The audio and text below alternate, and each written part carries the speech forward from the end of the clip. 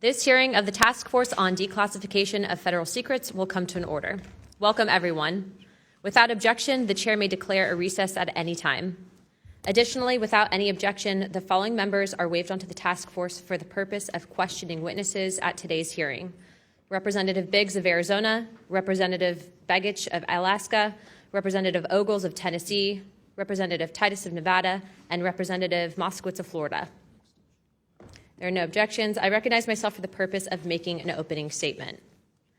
Good morning and welcome to the hearing regarding UAP disclosures. For too long, the issue of unidentified anomalous phenomena, commonly known as UAPs, has been shrouded in secrecy, stigma, and in some cases, outright dismissal. Today, I want to state clearly that this is not science fiction or creating speculation. This is about national security, government accountability, and the American people's right to the truth. I have spoken now to a number of whistleblowers from the military, to include the infamous Eglin Air Force Base incident that occurred when myself and former Representative Matt Gaetz, as well as Representative Burchett, followed up on a lead from multiple active duty Air Force pilot whistleblowers that alleged that the United States Air Force was covering up UAP activity at Eglin Air Force Base. We have heard from a number of whistleblowers, specifically military pilots, that the reason for not coming forward publicly is out of fear that speaking out would cost them their flight status and potentially their careers. This is unacceptable. We cannot protect our airspaces if our best trained observers are silenced. We cannot advance science if we refuse to ask questions. And we cannot maintain trust in government if we keep the American people in the dark.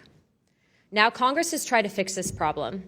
Congress tried to create formal channels through the All-Domain Anomaly Resolution Office, also known as AARO, and the Intelligence Community Inspector General for service members and officials to make disclosures.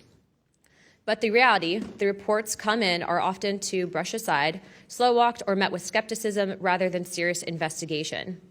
Recently, the former AARO director, known as Sean Kilpatrick, attacked our witnesses and members on this committee.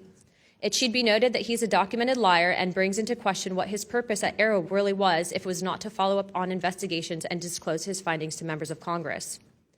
A former Deputy Assistant Secretary of Defense for Intelligence, Chris Mellon, described a report published by AARO that found no evidence that any USG investigation, academic-sponsored research, or official review panel has confirmed any sighting of UAP-represented extraterrestrial technology.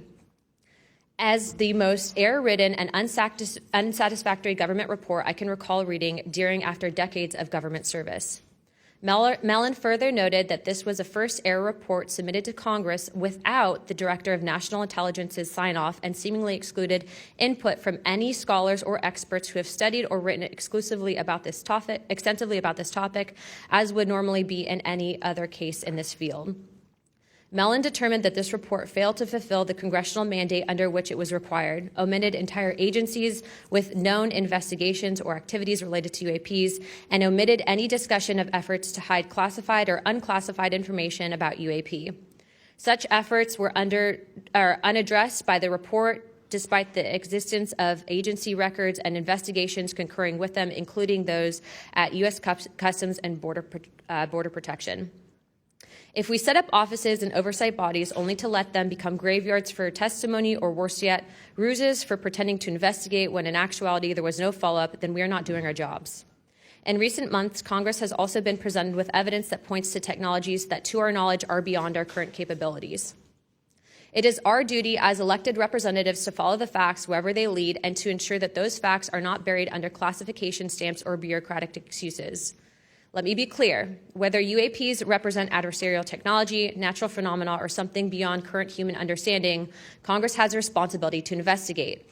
If these objects are foreign in origin, then they pose a direct threat to our national security. And if they represent something unknown, they demand rigorous scientific inquiry, not ridicule, not secrecy, and not silence. The stakes are very high. Adversarial nations are not waiting for us to catch up. They are studying these phenomena as well aggressively, as multiple nations have also announced their own parliamentary investigations into this very topic. If we are to continue to hide information from ourselves, we risk strategic surprise. If we continue to ignore our pilots and service members, as well as countless government whistleblowers, we risk losing their trust. And if we continue to shield the truth from the public, we risk eroding the very foundation of democratic accountability. This is why this hearing matters. This is not about fueling speculation. This is about demanding the basic transparency from the Department of Defense and the intelligence community and other military contractors. It is about asking the questions every American has the right to ask. What do we know? What don't we know? And why in a free society are we being told so little? A major barrier to this committee's inquiry into UAPs has been the lack of cooperation and transparency from the Department of Defense and the intelligence community. In preparation for previous UAP hearings, the committee repeatedly asked the Department of Defense to allow members to view videos and files related to UAP incidences. Unfortunately, the Department of Defense notified the committee staff that due to the department's Special Access Program rules, only members of the House Armed Service Committee, as well as the Defense Subcommittee on House Appropriations, also known as HAC-D, were allowed to be read in onto such programs. For a non-committee member to be allowed to view these documents and videos, individual members must be approved by the chairman and ranking member of both HASC and HAC-D. Independent SAP oversight has presented a consistent problem for Congress, as well as program budgets are classified. Additionally, oversight reporting to Congress is classified and only provided to the authorizing and appropriations committees of jurisdiction. The American people are not fragile. They do not need to be shielded like children from reality. What they cannot tolerate and what they will not forgive is a government that withholds the truth and punishes those who dare to speak up. I want to close with this. Future generations will look back at this moment and ask what we did when presented with the unknown. Did we look away, embarrassed or afraid, or did we pursue the truth with courage? I intend to be on the side of truth, transparency, and accountability, and I hope my colleagues on this task force will be able to do the same. To quote a few elected officials, Senator Schumer has stated, multiple credible sources allege a constitutional crisis over UFOs. Senator Rounds has stated that these are brilliant individuals and they are not making this stuff up. And our current Secretary of State, Marco Rubio, has stated very high clearances and high positions within our government in regards to these whistleblowers. Senator McConnell also described these whistleblowers as sane and credible. And the witnesses today are not alone. In fact, they're far from it. In fact, 34 senior military, government, and intelligence officials have broken their silence.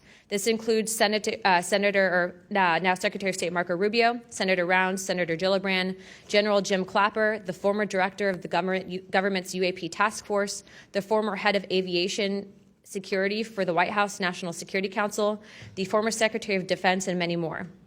Again, to quote Secretary of State Rubio in an upcoming documentary known as The Age of Disclosure, even presidents have been operating on a need-to-know basis that begins to spin out of control.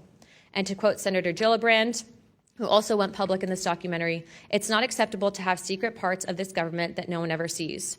It's time for the fundamental truths of UAP to be revealed to our nation's leaders and the public. It's time for the U.S. government to exercise transparency.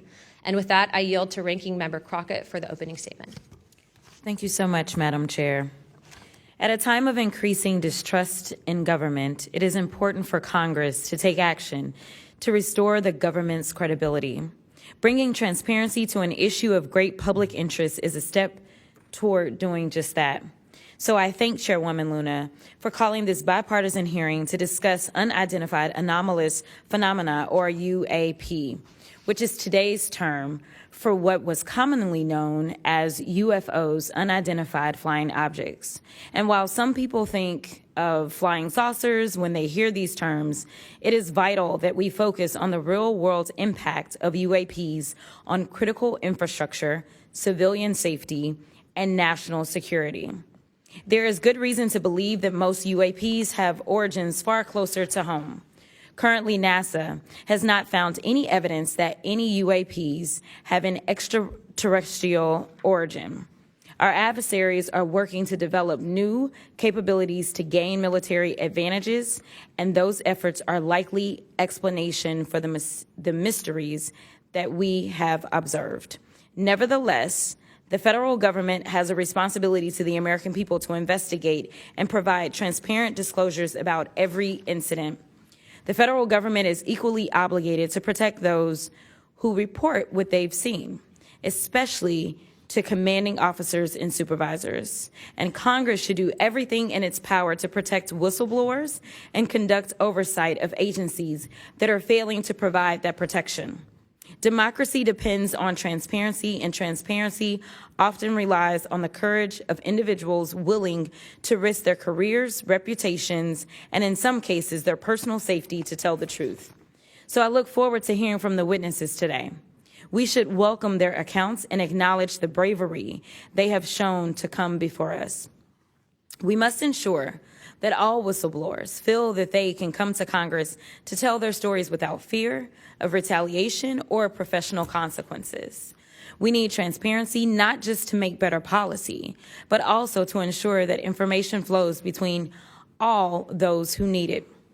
There are too many tragic examples in our history where information lapses and a lack of cross-agency coordination led to disaster. Just this year, failure to communicate between FAA and the Department of Defense led to tragedy over the Potomac.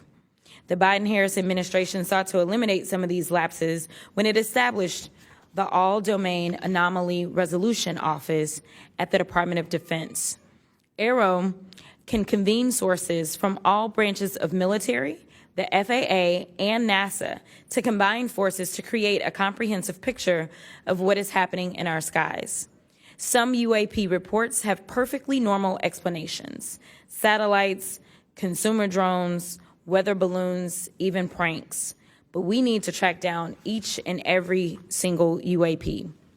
The United States has millions of eyes in the sky, both electronic and human. But only the combination of civilian, commercial, and military sources can begin to create a complete picture. So we need to ensure that people can come forward and report what they have seen to the relevant authorities, and they have to have the right to do so without fear of retaliation. This country has a history of dedicated public servants standing up for what is right, even in the face of potential consequences.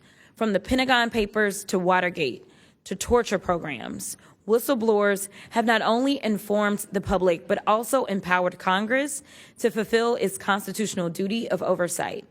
Past Congresses have written laws to grant legal protection for whistleblowers, and it is up to us to work responsibly with all sources to hold the executive branch accountable.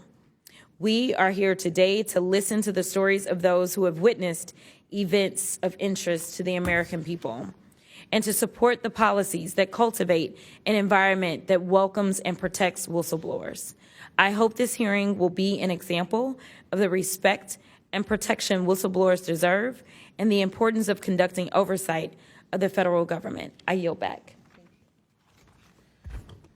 I am pleased to welcome the panel of witnesses for today's hearing. I'd first like to welcome Mr. Jeffrey Nusatelli. He's a United States Air Force veteran and a career federal employee with more than 20 years of experience in national security, law enforcement, and public administration. Next, we have Mr. Alexandra Wiggins. Mr. Wiggins is currently serving as a Senior Chief Operations Specialist in the United States Navy. Mr. Wiggins is testifying in his personal capacity today and not on behalf of the United States Navy. Next, I would like to recognize the gentlewoman from Nevada, Representative Titus. Thank you very much, Madam Chairman, ranking members, for allowing me to sit with you on this panel today. I'm honored to be able to introduce a witness here who is from my district, George Knapp, who has been the definitive expert and reporter on this topic that you're exploring today, UAPs or UFOs. George is a longtime friend, I'll say that up front, but a very respected journalist and a recognized expert in this field nationally and internationally. Just a little something about George. He came to Las Vegas in 1979 and joined KLS television station as a general assignment reporter in 1981. Since 1995, he's been the chief investigative reporter for that channel.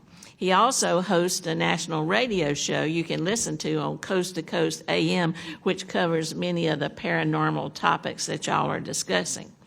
Over the years, George has been, as I said, recognized for his work. He's been honored with the Peabody Award, the DuPont Award, the Edward Murrow Award, and 27 different regional Emmys for his investigative reporting.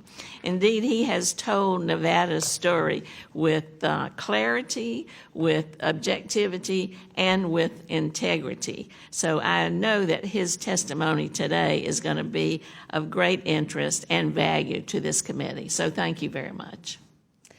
Next, we have Mr. Dylan Borland. Mr. Borland is a United States Air Force veteran and has a long career in federal service. And finally, I'd like to introduce Mr. Joe Spielberger, a senior policy counsel at the Project of Government Oversight. Pursuant to Committee Rule 9G, the witnesses will please stand and raise their right hand.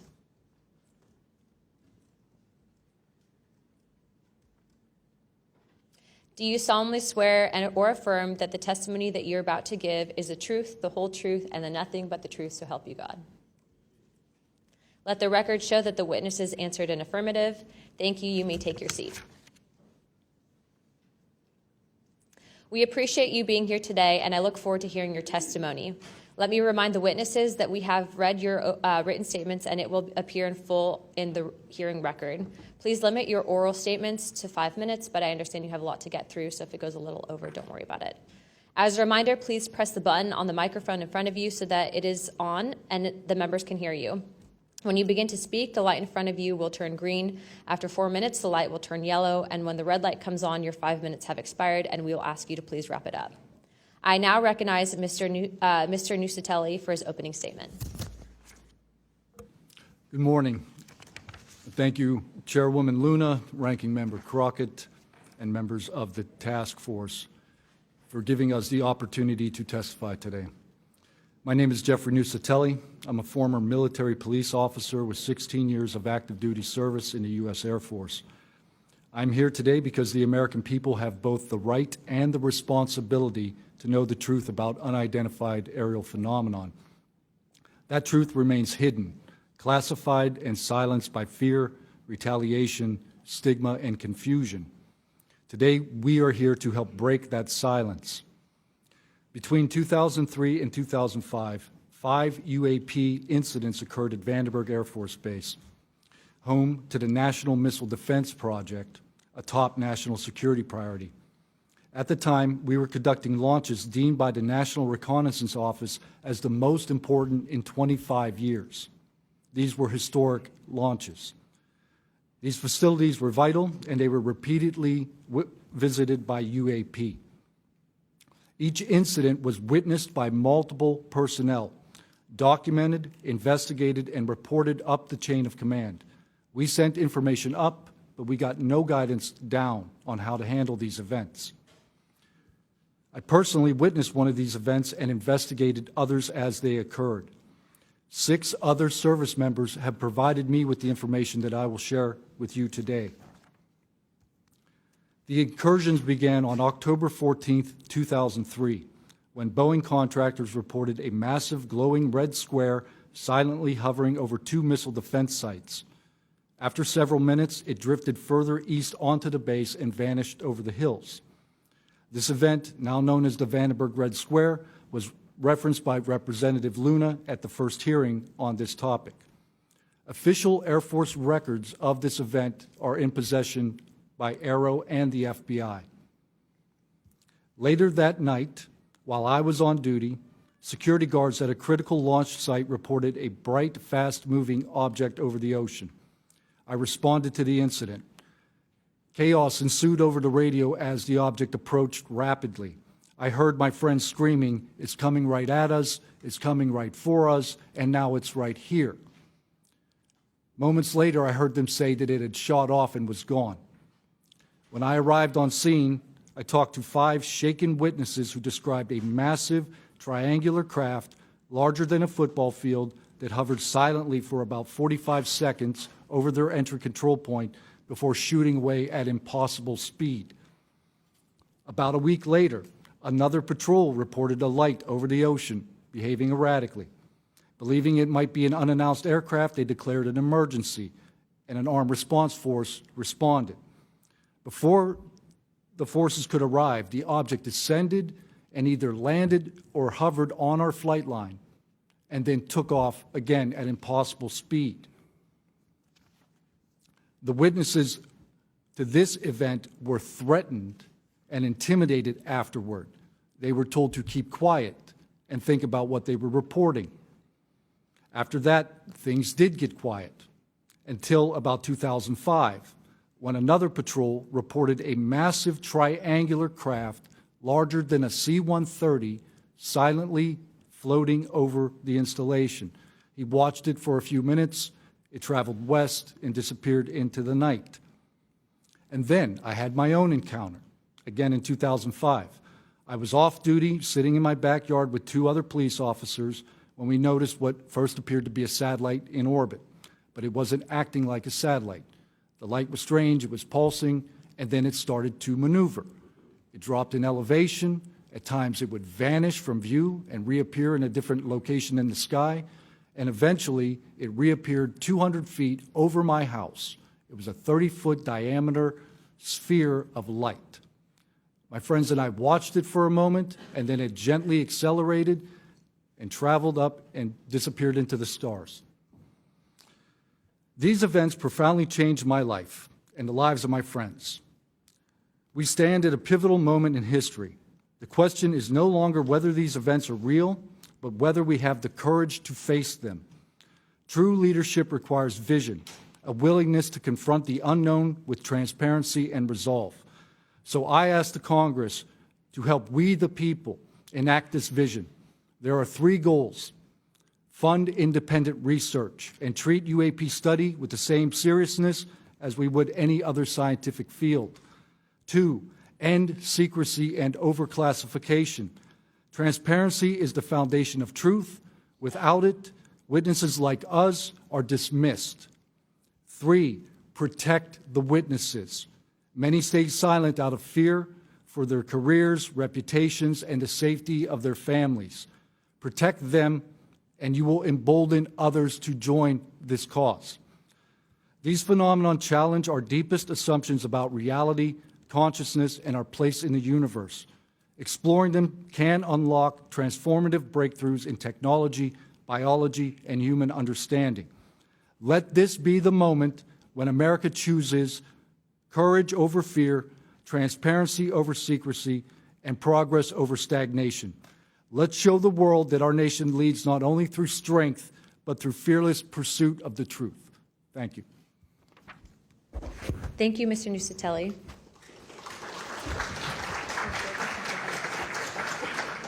He's not on here. I now recognize Chief Wiggins for his opening statement.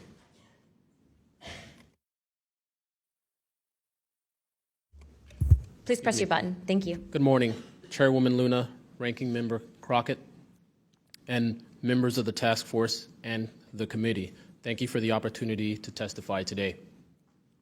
My name is Alexandro Wiggins. I'm an active duty U.S. Navy Operations Specialist, Senior Chief Petty Officer, father of 3, and dedicated American testifying today in my personal capacity. The views I share are my own, and I do not represent the official positions of the Department of the Navy or any subordinate organization. On the evening of February 15th, 2023, at approximately 19:15 PST, in the Whiskey 291 warning area off the coast of Southern California, I was serving on board USS Jackson. During that period, I moved between the Interior Communications Center, ICC-1, and the bridge wing, correlating the sensor picture with visual observations, part of my routine responsibilities for surface and air picture management. What I observed and what our crew recorded was not consistent with conventional aircraft or drones as they appear on our system. A self-luminous tic-tac-shaped object emerged from the ocean before linking up with 3 other similar objects. The 4 then disappeared simultaneously with a high synchronized, near instantaneous acceleration. I observed no sonic boom and no conventional propulsion signatures, no exhaust plume, no control surface articulation on the Sapphire image system. Shortly after the synchronized departure, radar tracks dropped. These observations were multi-sensor and recorded inside of ICC-1 with time location overlay visible in our source frames that have been made public by journalists. From my experience operating in this region over many years and consistent with our public characterized encounters, unidentified objects reoccur in United States operation areas off Southern California. That fact alone does not tell us what they are, but it does argue the systematic stigma-free reporting and for the preservation of sensor data so analysts can evaluate safe and intelligence implications with rigor. I want to underscore 3 points for the task force and the committee. Aviation and maritime safety. When crews and watchstanders observe objects that maneuver or accelerate in ways that does not match known profiles and do so near our ships and aircraft, that is first and foremost a safety issue. Standardized checklists and training should ensure we capture the best possible sensor data in real time, including IR settings, slant range estimates, and bearing and range altitude snapshots, and immediate chain of custody for any recordings. Reporting without stigma, protection without retribution. Sailors need to know that reporting UAP encounters will not harm their careers. Congress can help by reinforcing witness protection and by directing the relevant office to maintain confidential, destigmatized channels for service members who step forward with data. Declassification and transparency where possible. The task force declassification mission is directly relevant here. Where operational security permits releasing metadata preserved sensor excerpts or at least technical summaries would improve public trust and accelerate outside scientific scrutiny. That includes, when feasible, the time geo-reference IR frames and radar parameters needed for independent analysis. To be clear, I am not here to make claims beyond my lane. I am here to provide a first-hand account of what I saw, what our systems recorded, and why it matters for safety, for intelligence, and public confidence. My request to you is practical. Help us capture, protect, fairly evaluate the evidence, and provide a safe pathway for those in uniform to report it. In closing, I want to thank the committee and the task force for holding this hearing and for placing this discussion in a forum where evidence can be examined carefully and openly. I appreciate your attention and stand ready to answer your questions. Thank you. Thank you, Chief.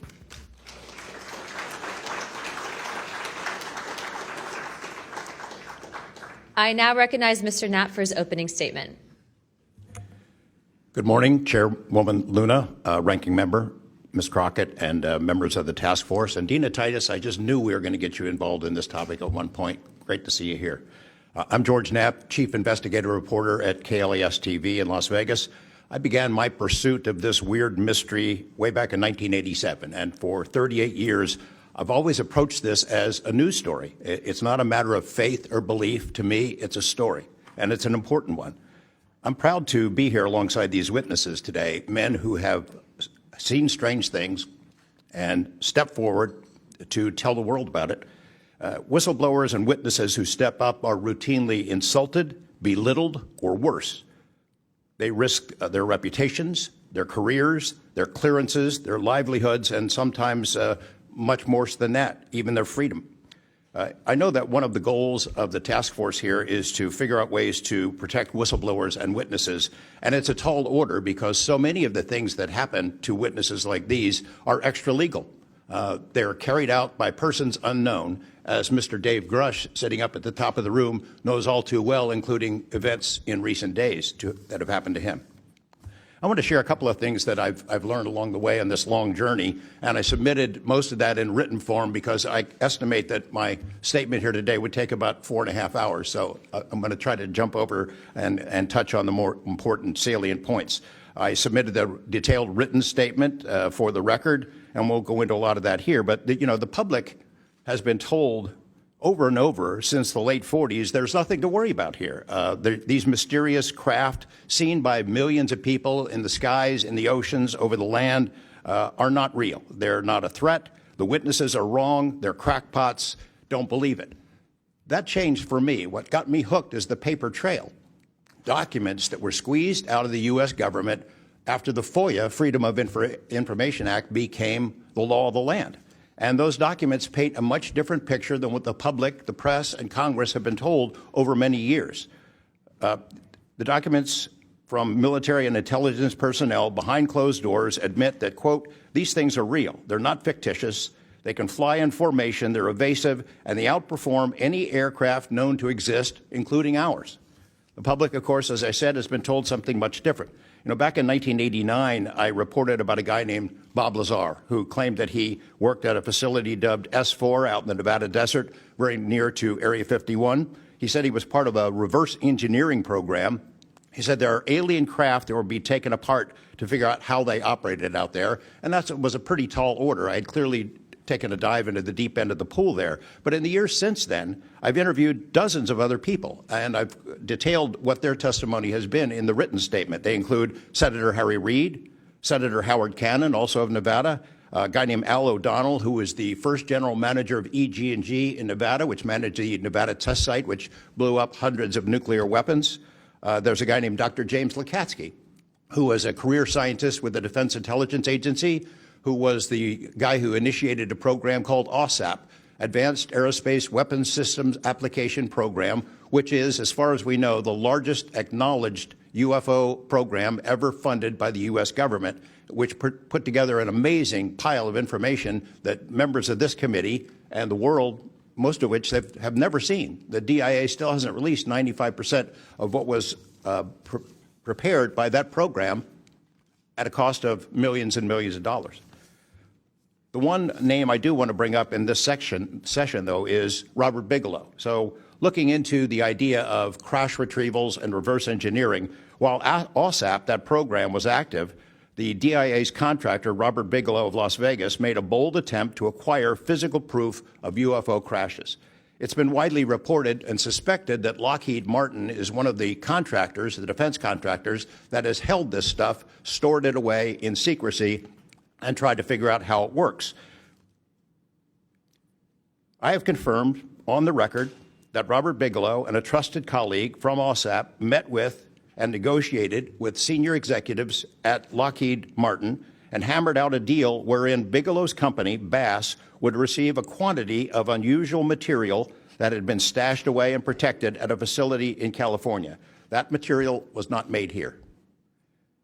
I want to move on now to the Russia files, because that was going to be sort of the central impetus of what I was going to talk to you about today. Back in the early 90s, I got into Russia, met with a number of their defense officials, Ministry of Defense and others, who confirmed for me that Russia had been doing the same thing the United States had been doing, that is, secretly studying UFOs while publicly saying something completely different.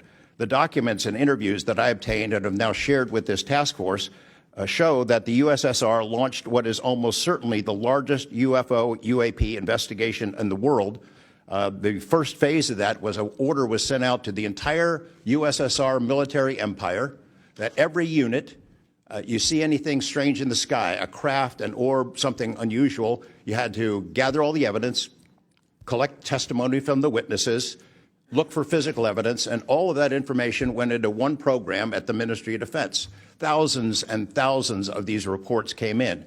A lot of them were first routed to the KGB, but then back to another program that came after this collection effort called Thread 3. And Thread 3 was an analysis program. We have provided to the committee the documents of what they were trying to do, and essentially they were trying to build their own UFOs. They were using the information from their observations and studies to try to figure out the technology. The guy who was in charge of that program, Colonel Boris Sokolov, told me that their goal was to basically develop technology that would be superior to anything we had. based on what they learned from UFOs. Mr. Knapp, just in the name of time, Sure. to my understanding, did you have anything you wanted to submit for Congress to see in this committee? I have submitted those documents. Would you like to play any videos? Do you have a video that you would like to play? I don't think it's for me to play. No, that was for Alexander. Yeah, Alexander's video. Okay. You could play it. He could narrate it. Okay. We can, in the name of showing that video to everyone on the task force, we'd like to play that video at this time. Sure.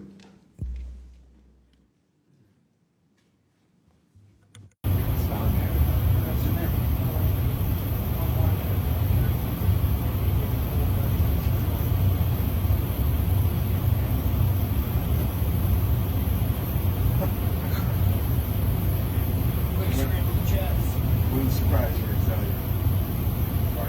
You call it the VGSS team. Yeah, like 2008.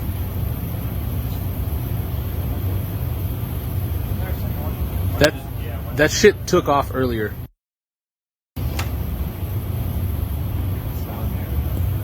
If we can get rid of the audio real quick. Mr. Wiggins and Mr. Knapp, we'll get back to what that video was in a moment, but we just want to make sure that it was entered into the record, as well as all the documents. Those will be able to be publicly found for everyone in the country to view. If we could, Mr. Knapp, we'll continue on the line of questioning, but I'm going to move on to Mr. Borland's opening statement.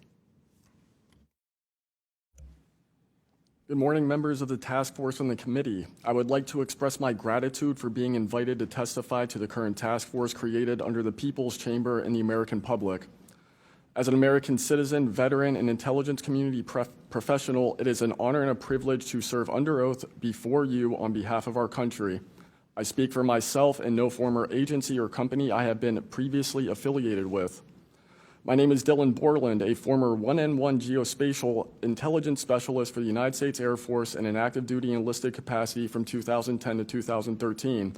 I've also been employed with BAE Systems and Intrepid Solutions as a senior analyst, expert in analyzing video, radar, and advanced electro-optical imagery for official identification of aerial order of battle as well as naval and ground order of battle. I'm a federal whistleblower, having testified to both the ICIG and ARROW with direct firsthand knowledge of and experience with craft and technologies that are not ours and are reportedly operating without congressional oversight. Because of my direct knowledge of the reality of certain legacy UAP programs, my professional career was deliberately obstructed, and I have endured sustained reprisals from government agencies for over a decade. From 2011 to 2013, I was stationed at Langley Air Force Base, Virginia, conducting 24-hour operations via manned and unmanned aerial vehicles for Special Operations Forces in the global war on terror. During the summer of 2012, my team was on standby for weather, and I returned to my barracks on base, and at approximately 01:30, I saw an approximately 100-foot equilateral triangle take off from near the NASA hangar on the base. The craft interfered with my telephone, did not have any sound, and the material it was made of appeared fluid or dynamic. I was under this triangular craft for a few minutes, and then it rapidly ascended to commercial jet level in seconds, displaying zero kinetic disturbance, sound, or wind displacement. Some years after that experience, I was further exposed to classified information from the UAP legacy crash retrieval program through a sensitive position I held within a special access program. During this time, intelligence officers approached me in fear for their own careers, citing misconduct within these programs and similar retaliation that I was already enduring at this time. These issues include medical malpractice committed by Veterans Affairs staff, denial of work I performed while enlisted in the United States Air Force, forged and manipulated employment documents, workplace harassment, including colleagues being directed to not speak with me, manipulation of my security clearance by certain agencies, blocking, delaying, and ultimately removing my ability to be employed within the IC. The retaliation I face and the retaliation against individuals I know who worked in these programs is what convinced me in March 2023 to become a whistleblower. I came forward out of concern for people's lives and to ensure I did everything I could to let our elected representatives know the truth about what is really happening in the executive branch. At the end of March 2023, I agreed to meet with ARROW following the suggestion of other federal officials believing it was what our nation required of me. I had reservations with ARROW due to assessments they were reporting publicly at the time as a misrepresentation of the truth. Because of these concerns, I did not share sources and methods information in order to protect current and former federal personnel who had firsthand exposure to technologies of unknown origin. I did not want anyone to face further retaliation beyond what they had already endured. And unfortunately, a staff member ended up getting in some trouble because of that. After David Grush testified under oath in the summer of 2023 and provided historic disclosure, I was then asked to go to the ICIG and did so in August 2023. It was very clear early on during my intake interview, which was video recorded under oath, that the objective was to solely assess how much I know and not move forward with an investigation with new information I provided them. The aftermath of that IG complaint still troubles me to this day. Since my ICIG complaint, I've been prevented from resuming prior employment and can confirm I'm still blacklisted from certain agencies within the intelligence community. In addition, multiple agencies attempted phishing attacks to assess what I had divulged to the Inspector General, including being asked to disclose details of my ICIG complaint during a CI polygraph for a position unrelated to UFO UAP matters as recently as November 2024. As I sit before you today, I and many other whistleblowers have no job prospects, no foreseeable professional future, and a nation every single one of us came forward to defend. Numerous individuals have come forward in various ways to reveal the truth of the UAP reality as patriots and defenders of our nation. Yet many feel discarded, isolated, hopeless, separated from the country they serve. Efforts to rectify this situation for all whistleblowers have been difficult and troubling. And to my fellow whistleblowers and officials who know this information, I offer you my apology, something that I have never gotten, and I'm giving it to you. I swore an oath to the Constitution of the United States, an oath that demands truth and transparency for our democratic republic to function. Each day, these truths remain hidden from our citizens. Humanity drifts further from the principles our nation was founded to uphold. Each day, victims of crimes committed by agencies and companies maintaining this secrecy are denied justice as another day our Constitution is shredded. In 2023, Patriots provided this committee and the executive branch with undeniable proof of the UAP reality, and I commend your continued commitment. The future of humanity is one which we either travel to the stars or regress to the Stone Age with this technology. My career has been to deliver critical information to decision makers. Your role as elected by your representatives is to act on it. The time to act is now. Thank you.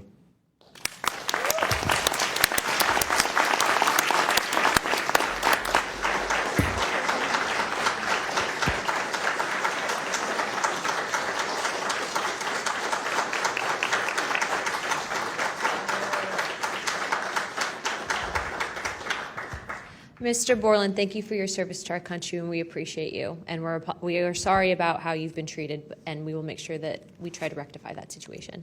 Thank you, ma'am. Mr. Spielberger, please, your opening remarks. Chairwoman Luna, Ranking Member Crockett, and Task Force members, thank you for the opportunity to testify here today about the importance of strengthening whistleblower protections, especially in the context of national security.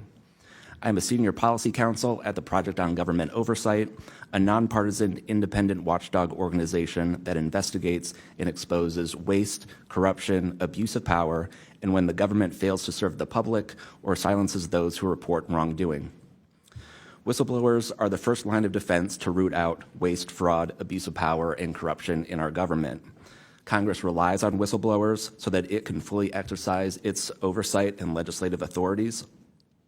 It's understandable that former presidents of both parties have often taken a hostile approach toward whistleblowers. Their disclosures can embarrass the president and their political party or even lead to a national scandal. But whistleblowers continue to play a vital role during both Democratic and Republican administrations. They help Congress and the public identify and understand what government corruption looks like. Their disclosures fuel investigations and allow us to address wrongdoing and hold those responsible to account. That's why historically there's been a strong bipartisan consensus in Congress to support and protect whistleblowers. Doing so protects the country and ensures our government is more responsive and accountable to the people. National security whistleblowing, in particular, is a tradition going back to the founding of our country, and over time, national security whistleblowers and their disclosures have impacted some of the most fundamental issues and questions about how we wish to be governed and how our government can better serve its people. From the role the U.S. plays around the world to holding powerful actors accountable, government ethics and transparency, human rights and civil liberties, executive branch authority, First Amendment freedoms of speech and dissent, freedom of the press, and the public's interest and right to know. Despite this invaluable public service, blowing the whistle comes at great personal risk. Whistleblowers risk losing their jobs, careers, livelihoods, and reputations. They can face retaliatory investigations, lawsuits, and even serious criminal charges. And they can endure deep mental, emotional, and psychological harm. All of that risk to speak the truth, to ensure that agencies fulfill their core missions, and that they serve the best interests of the people. Those who retaliate against whistleblowers don't just violate their legal rights, they inflict real harm on our government and betray the public's trust. Targeting whistleblowers instead of the corruption they expose wastes agency resources and further allows that corruption to continue unaddressed. It can instill a chilling effect across an agency, fostering a climate of fear and distrust, quieting dissent and free speech, and deterring potential whistleblowers from coming forward in the future. Whistleblowers are often some of the most dedicated and principled public servants we have because of their willingness to put themselves on the line to do what's right. And Congress has historically supported them, again, on a bipartisan basis, but unfortunately, whistleblowing has increasingly become more politicized, with support for whistleblowers often hinging on which party is in power and which party is politically inconvenienced by the misconduct being exposed. But to be clear, targeting whistleblowers individually risks undermining whistleblowing, period. POGO advises members of Congress on both sides of the aisle to focus on the evidence, not the individual. We will always need whistleblowers to achieve the government that best serves its people, because when people of conscience, integrity, and good character refuse to speak up out of fear, complacency, or self-preservation, and leave corruption to fester behind closed doors, that is probably the most dangerous risk of all. If we are serious about increasing government transparency and restoring the public's trust, we need public servants committed to the truth. Whistleblowers need safe and effective channels to make lawful disclosures. They need stronger protections against retaliation. And when they do face retaliation, they need a fair shot to be made whole. Congress has made strides to pass whistleblower legislation, and these laws need to be updated and expanded so that whistleblowers truly receive the protections they need, retaliators are held accountable, and we can achieve the type of government the people deserve. We strongly urge Congress to continue its historic tradition of championing the rights and protections of all whistleblowers. Thank you again for the opportunity to testify here this morning. POGO is committed to working with you and the Oversight Committee to address these critical issues. I look forward to any questions. Thank you, sir, very much. Additionally, without objection, the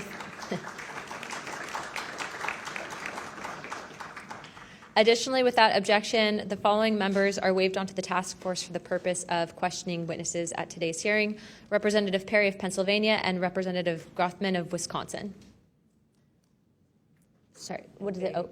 And Representative Biggs from Arizona. I already got you, but yeah, we're good. Without objection, so ordered. I now recognize myself for 5 minutes of questioning. Also, as my friend Mr. Moskowitz might have to go, would you like to go now? Okay, all right. Mr. Borland, in your testimony, you described witnessing large triangular craft while stationed at Langley Air Force Base in 2012. Can you explain what you observed in terms of size, behavior, and why you're confident it was not conventional technology? Great question, ma'am. So on the base, I lived in the barracks. There was a little smoke pit outside. I was there on the telephone and looking across to the flight line, and I see a white light pop up and stop about 100 feet in the air. I thought it was a weather balloon. I've seen tests from there before, weeknight, normal thing, not surprising. I actually finished my cigarette and I began walking up towards the flight line. There is a track, and because I was on 3 months of night work, I would walk the track at night when we were weather down. And as I began walking towards the light, towards the flight line and the track, the light then flies across the base, across the flight line, and as it flies to me, a triangle manifests around the light. I can't tell you if it's active camouflage. I can't tell you if it appeared around the light, but I can tell you that it was a white light, and then it was a triangle. It stopped about 100 feet in front of me and approximately 100 feet above me. My telephone got extremely hot, completely froze, dead. I remember how thick it was. It was between 1 to 2 stories thick, equilateral triangle. I could never see the top of it, and the edges were 90 degrees. There were 4 lights in total, 1 light on each corner, and a larger light in the center, 2 to 3 times the size of the corner lights. But what was really odd was the outside. The best way to describe it is like looking at a James Webb telescope picture, where you have the colors and then the black background. So the craft itself was this black metallic flake paint, but on top of the craft was this gold, lava, plasma, some type of fluid going over and around the craft. I'm under this for about 2 to 3 minutes, and then the center light flashes 2 to 3 times, no sound, immediately shoots up to commercial jet level minimum, in my opinion. And I immediately feel static electricity all over my body, and then I smell the smell of after a thunderstorm or lightning storm, that really strong summer thunderstorm smell. Gets up to flight level. I'm trying to get my phone reset, and I can only see the center light at this point. If I didn't actually see it take off, I would have thought it was a star. And then it hovers up there, and it begins to slowly move due east out over the Atlantic Ocean. I finally got my phone reset. The entire thing was about, from the time I saw the light pop up near the hangar until it took off out over the ocean, was about 15 minutes. And following up to that question, after you disclosed this information to the Intelligence Community Inspector General, you were subject to phishing attempts and job blacklisting. How widespread do you think this is across the intelligence community for those who raise concerns regarding UAP programs? It's a difficult question to answer. I think prior to David Grush and people beginning this process of bringing people into awareness of the reality of these programs and certain things people have witnessed, probably extremely widespread. I think today there's still an issue, but because people are able to come before you and people are speaking out, I think it has been somewhat less. I would hope, though, that people would, because if this goes back into closed doors, this is going to get really ugly. What type of behavior have you witnessed from former Aero Director Sean Kilpatrick as well as his staff in relate to this information you provided to them? Did they ever try to classify this information as non-human technology? Good question. The problem with this is that I know what I experienced firsthand, and I know other things. I think the staff at Aero that I had met with in March of 2023, I think they were good people doing the job they were told to do. I did not meet with Kirkpatrick. He was either not present or did not want to meet me that day. However, they did classify information about the reality of this subject, and it was very concerning because in my Aero MFR, they had actually referenced a former staff member that was the one who told me to go there, and they probably shouldn't have done that. And real quick before my time is up, and we might go to second round of questioning just so you're all aware, how important, given everything that you've seen and experienced, is the UAP Disclosure Act of 2025 in restoring both public accountability and trust? I think very important. I would hope, though, that the 7-year window could be shrunk, my opinion, but very important. The truth needs to be known. Thank you very much. I now recognize Jared Moskowitz of Florida. Thank you, Madam Chairwoman. Thank you for allowing me to wave on to the committee. I remember, the last committee when we had a bunch of former military personnel folks that either served on bases, were pilots, or were in different programs experiencing knowledge.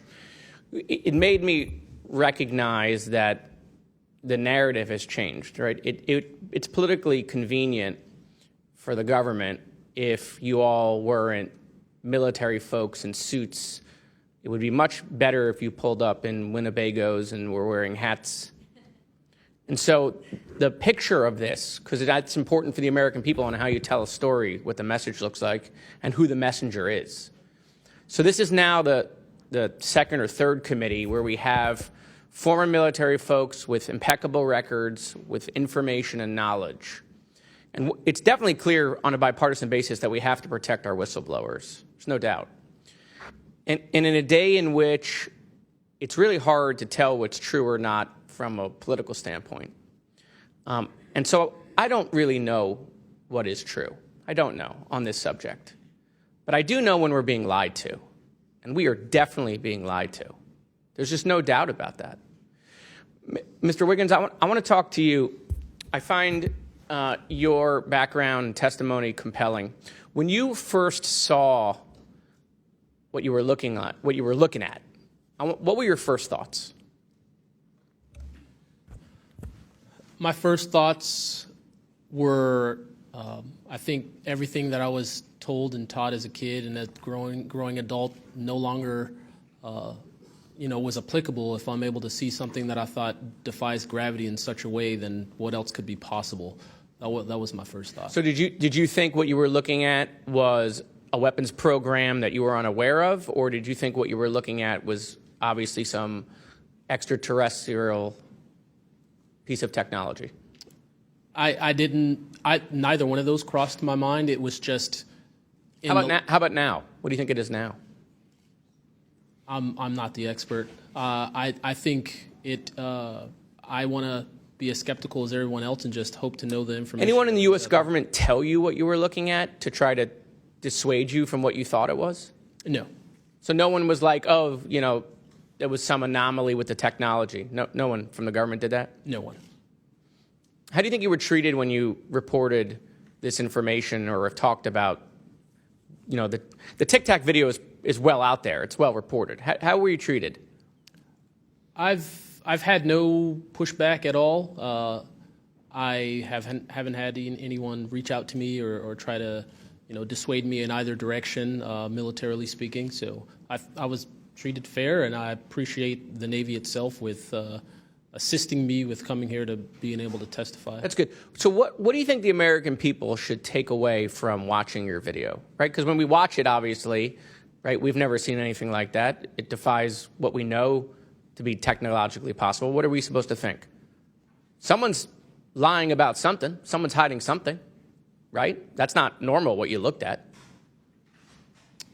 I think what the American people should think when seeing that video, along with others before me, is that there is something out there, and we should know as the people what it is. Right, and so let's eliminate possibilities. So they didn't come to you and say there was a technological error with what you were looking at. So we put that aside, right? They didn't say it was broken. So we look at that and we see something. So it's either a weapons program being reverse engineered by our governments or other governments, or it's nobody's government, and it's not from here. Those are it. You agree with that assessment? I agree. One or the other. Mr. Borland, when you first experienced what you were looking at, what did you do next? Like, what was your next step after it had passed and you were done? I actually kind of laughed to myself and said, okay, so this exists as well. Worked in enough programs, been exposed to enough that I was like, okay, so this is a real thing. I went back, walked the track, talked with a couple of my friends about it. I did talk with some of my coworkers, one in particular, which I thought was a joke, and it definitely wasn't, was like, you probably should never say this to anybody. And then what happened to me happened, so. What about you, Mr. How do you pronounce your last name?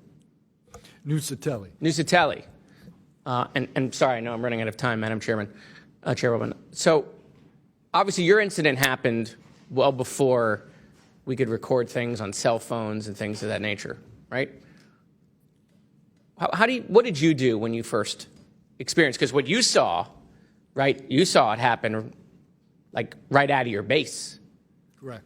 So tell me what you did after you saw that. What was like your next move? And I want to hear what your experience was. My next move, I went into my house after it left. I made sure no one had been abducted, and I picked up the landline. I called the Security Forces Command Center. I reported it. I requested that they give me a call back and make notifications up the chain of command. I got a call back in about 15 minutes. They reported that the weather station reported no balloons or aircraft, nothing on radar, no aircraft inbound or outbound. So I got that notification.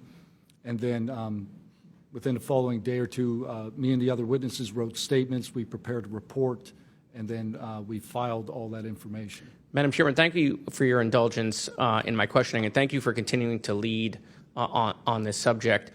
What do you and your friends think about it today? You all have talked about it. Yeah. I mean, so what do you think about your experience as a collective group? That'll be my last question, Madam Chairwoman. I mean, we've been talking about this for 20 years. We don't know what we saw. What we saw changed our lives in the way we think about everything. It was incredibly profound. The object I saw, I don't even know if it was an object. It was a light. It was an orb. It didn't look like a craft, but it did look solid. And that's what we talk about. We noticed the object, and this was a pattern across all the encounters. Someone would see a light. They would pay attention to the light. And then the object responds. It performs for you. And then they come down and they investigate you. So it's almost like they're curious. So that's the thing we primarily talk about. Why did it come after we noticed it? Maybe it noticed us after we noticed it. You're welcome. I now recognize Representative Mace for 5 minutes. Thank you, Madam Chair, and I want to thank all of our witnesses for being here today. Mr. Borland, I'd like to start with you and ask a few questions. Were there any other witnesses when you saw the equilateral triangle? Were there other witnesses that saw the same thing? Not to my knowledge, ma'am. At that point, the only people that would be awake is those of us that were doing operations for the GWAT and then security forces. So not to my knowledge. And do you think that, in your opinion, that the equilateral triangle was the U.S. government's technology? I did once upon a time, but knowing what I know now, I'll have to answer that question as Skiff, probably. Well, my next question is, you teased us, so knowing what you know now means what? I know enough to know that if you want an answer to that question, go to ARROW. They have the answer. Do you think it was a foreign government? I do not, no. And ARROW is supposed to be disclosing. The last time I was in a skiff with ARROW, they said they were going to be doing disclosures. Had they been doing much of that? I don't have an answer to you you. I don't know. I know what ARROW reports publicly, and I know what I've been through. Yeah. And some of this stuff can be, I think, debunked, right? There are weather balloons that look kind of a little funky, or drones or whatever, depending on the angle, direction, speed, etc. Are you scared for your safety? That's a complicated question. So being here today, if I say the wrong word, technically I can be charged with espionage. Espionage is a death penalty. Whistleblowers have faced it. John Kiriakou, for example. I am not scared for my physical safety in the sense of an agency or company coming to kill me, but I have no job. My career has been tarnished. I'm unemployed, living off of unemployment for the next 3-4 weeks until that's gone. So it's a complicated question. Have there been stories leaked about your life to try to discredit you in the public eye? As of now, I don't know. We know they did that to Mr. Grush. I am aware. Yes, ma'am.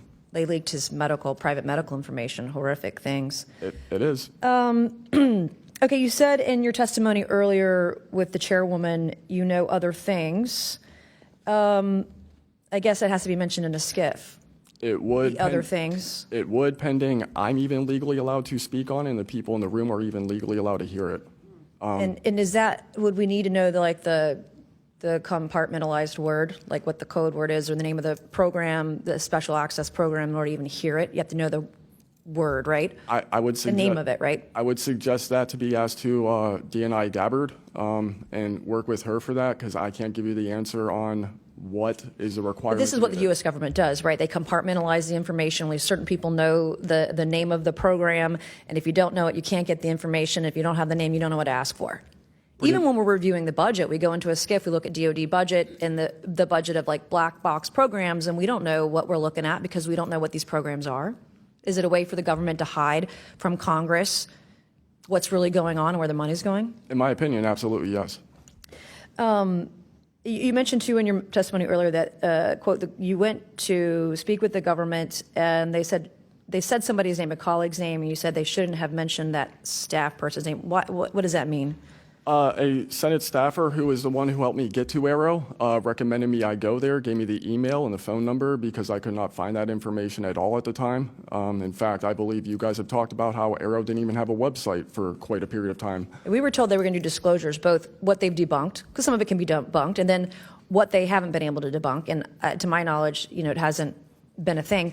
I only have 1 minute left. So, Mr. Knapp, we are definitely going to watch every documentary. You guys have you and Jeremy have done a terrific job. I usually have more questions than I have answers. I think we all do, and you guys are doing a terrific job to bring information to the public. Do you think that any of this is a psyop by the U.S. government? Entirely possible. I mean, our government and other governments have admitted that they've tried to use UFOs to cover secret projects. But I think they also do some reverse engineering of those claims. So years after people start seeing UFOs over Area 51, for example, they come up with the story, oh, yeah, that was, we planted that story. So I read in a major newspaper just a couple of weeks ago, they planted this story. An Air Force colonel went out into the desert, went to a bar at Rachel, and gave them some fake UFO photos. And that's how the whole story about Area 51 started, which is preposterous. Yeah, and I didn't even get to the crash retrieval program stuff yet, Ms. Chairwoman. There's just so much. Okay, thank you so much for your time today. I wish we had more time. Thank you, Madam Chair.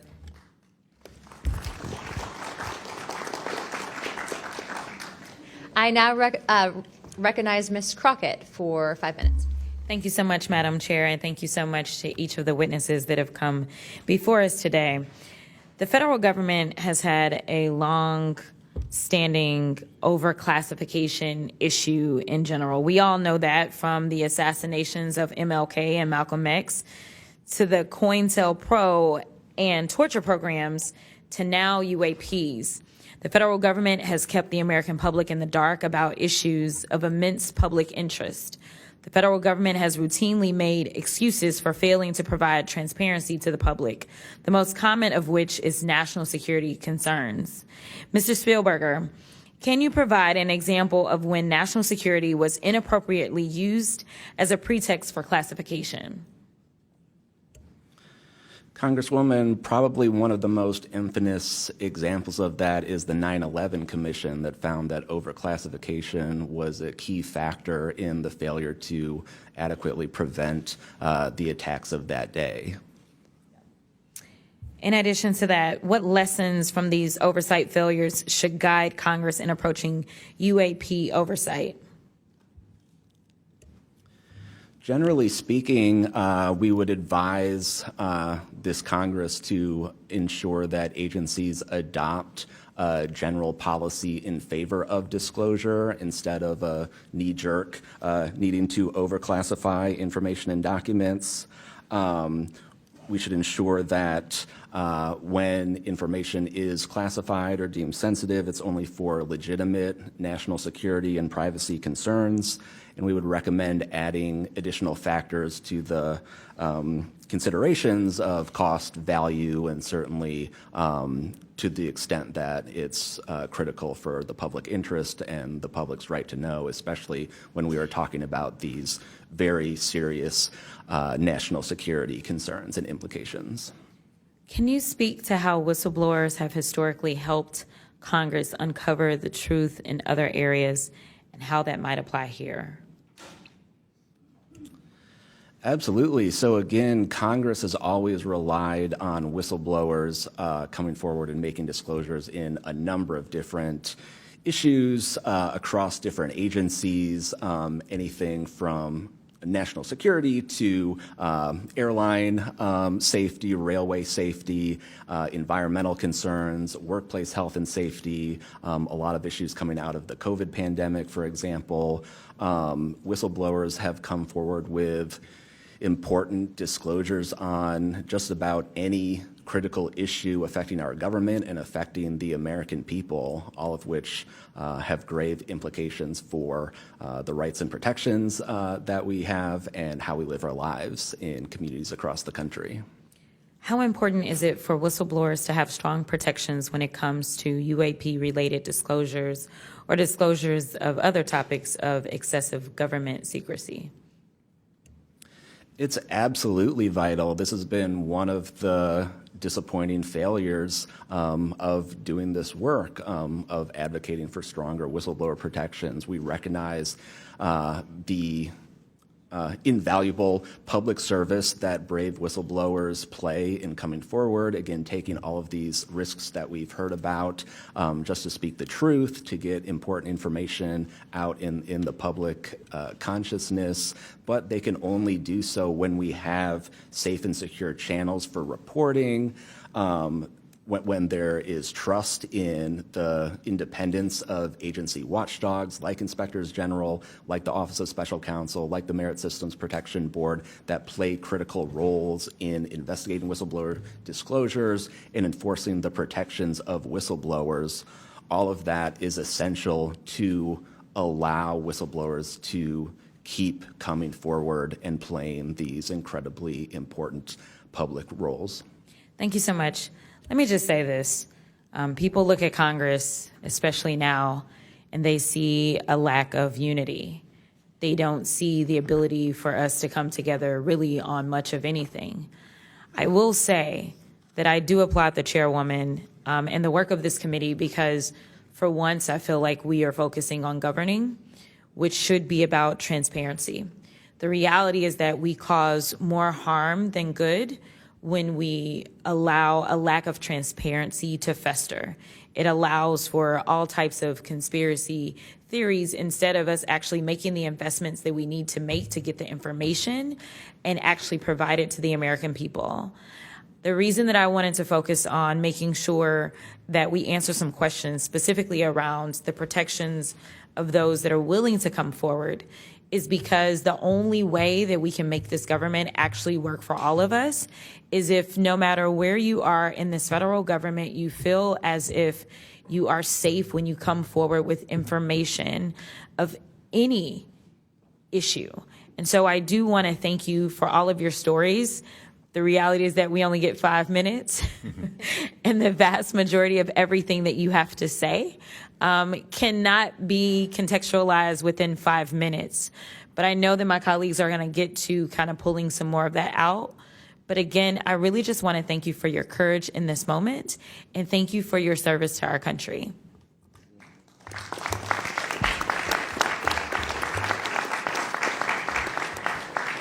I now recognize Mr. Burchett from Tennessee for 5 minutes. Thank you, Chair Lady, and thank you, Ranking Member Crockett. I see a lot of friends out there, and I see a couple enemies, so I'll kind of remember that.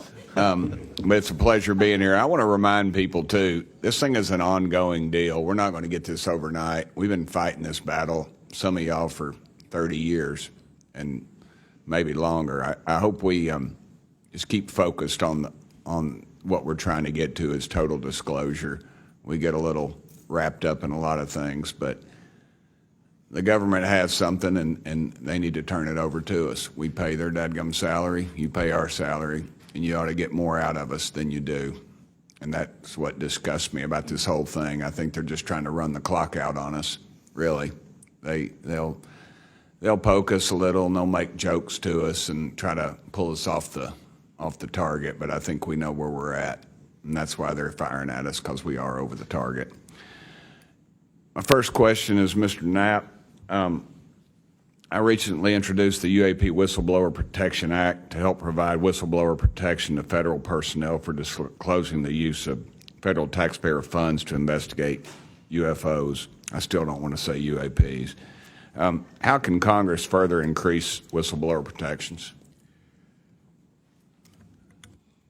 I think you got to unleash the dogs and go track down the money and where it goes, because a lot of this stuff has been moved out of government. Sure. As you know, Rep. Burchett, it's been given to private contractors who've stashed it away. They've had it for so long that there's nobody left inside government, or very few, who know where it is. And they do that to keep us from FOIA, correct? Yeah, it's to keep it from FOIA. And I think that the contractors who've had this stuff for a very long time set their own standards about who is allowed to know what. And it's a very small group that ever cracks that. I think Representative Luna has been looking at the use of classifications to hide things. I'm not sure that even this committee getting security clearances that should allow you to see this stuff would allow you to follow where it really goes. I worry about the people that are looking at it and don't even know what they're looking at. I mean, it's gone through so many, since Roswell, for instance. I mean, you think there's nobody even alive that was around any of that stuff. Yeah, so. I don't think they've made much progress from the people that I've talked to. I don't think they've made much progress in learning that technology. Might have made some, but you wonder, the implication is tic-tac. Oh, yeah, that's ours. What flew over Washington, D.C. in '52, is that ours too? When are you going to break that out? You guys authorized tens of billions, hundreds of billions of dollars on weapon systems that can't do half of what we've seen UFOs do. So when do they break this out? If it's really a classified project, could change the world. I don't think they've made much progress, and I think they've been lying to us and to you and the rest of the world, and they're still doing it. Yes, sir. I agree with you. How did you manage to obtain the classified Russian UAP documents, and how did you get them back in the United States? Well, I met this Russian physicist who was in the United States lecturing. And I want to clarify that. I can't even take a thing of honey home on my airplane when I fly back to Tennessee. Yeah, so I did something pretty dumb. And I'm bitter about it, but go ahead. I did something kind of dumb. I met with these officials who, during that time period, glasnost, perestroika, the Russians were trying to open up to the world, and I saw it as a window of opportunity, and it was. And we were able to talk these folks into providing us information that otherwise we would never have seen. Some of that was classified. I found out that they only stamped the top pages of these documents that were classified, so I just removed them. I removed those pages, and I carried them out. And if they'd caught me, I'd be in a gulag still. Yeah. We'd be saying, what happened to George Knapp? Oh, yeah.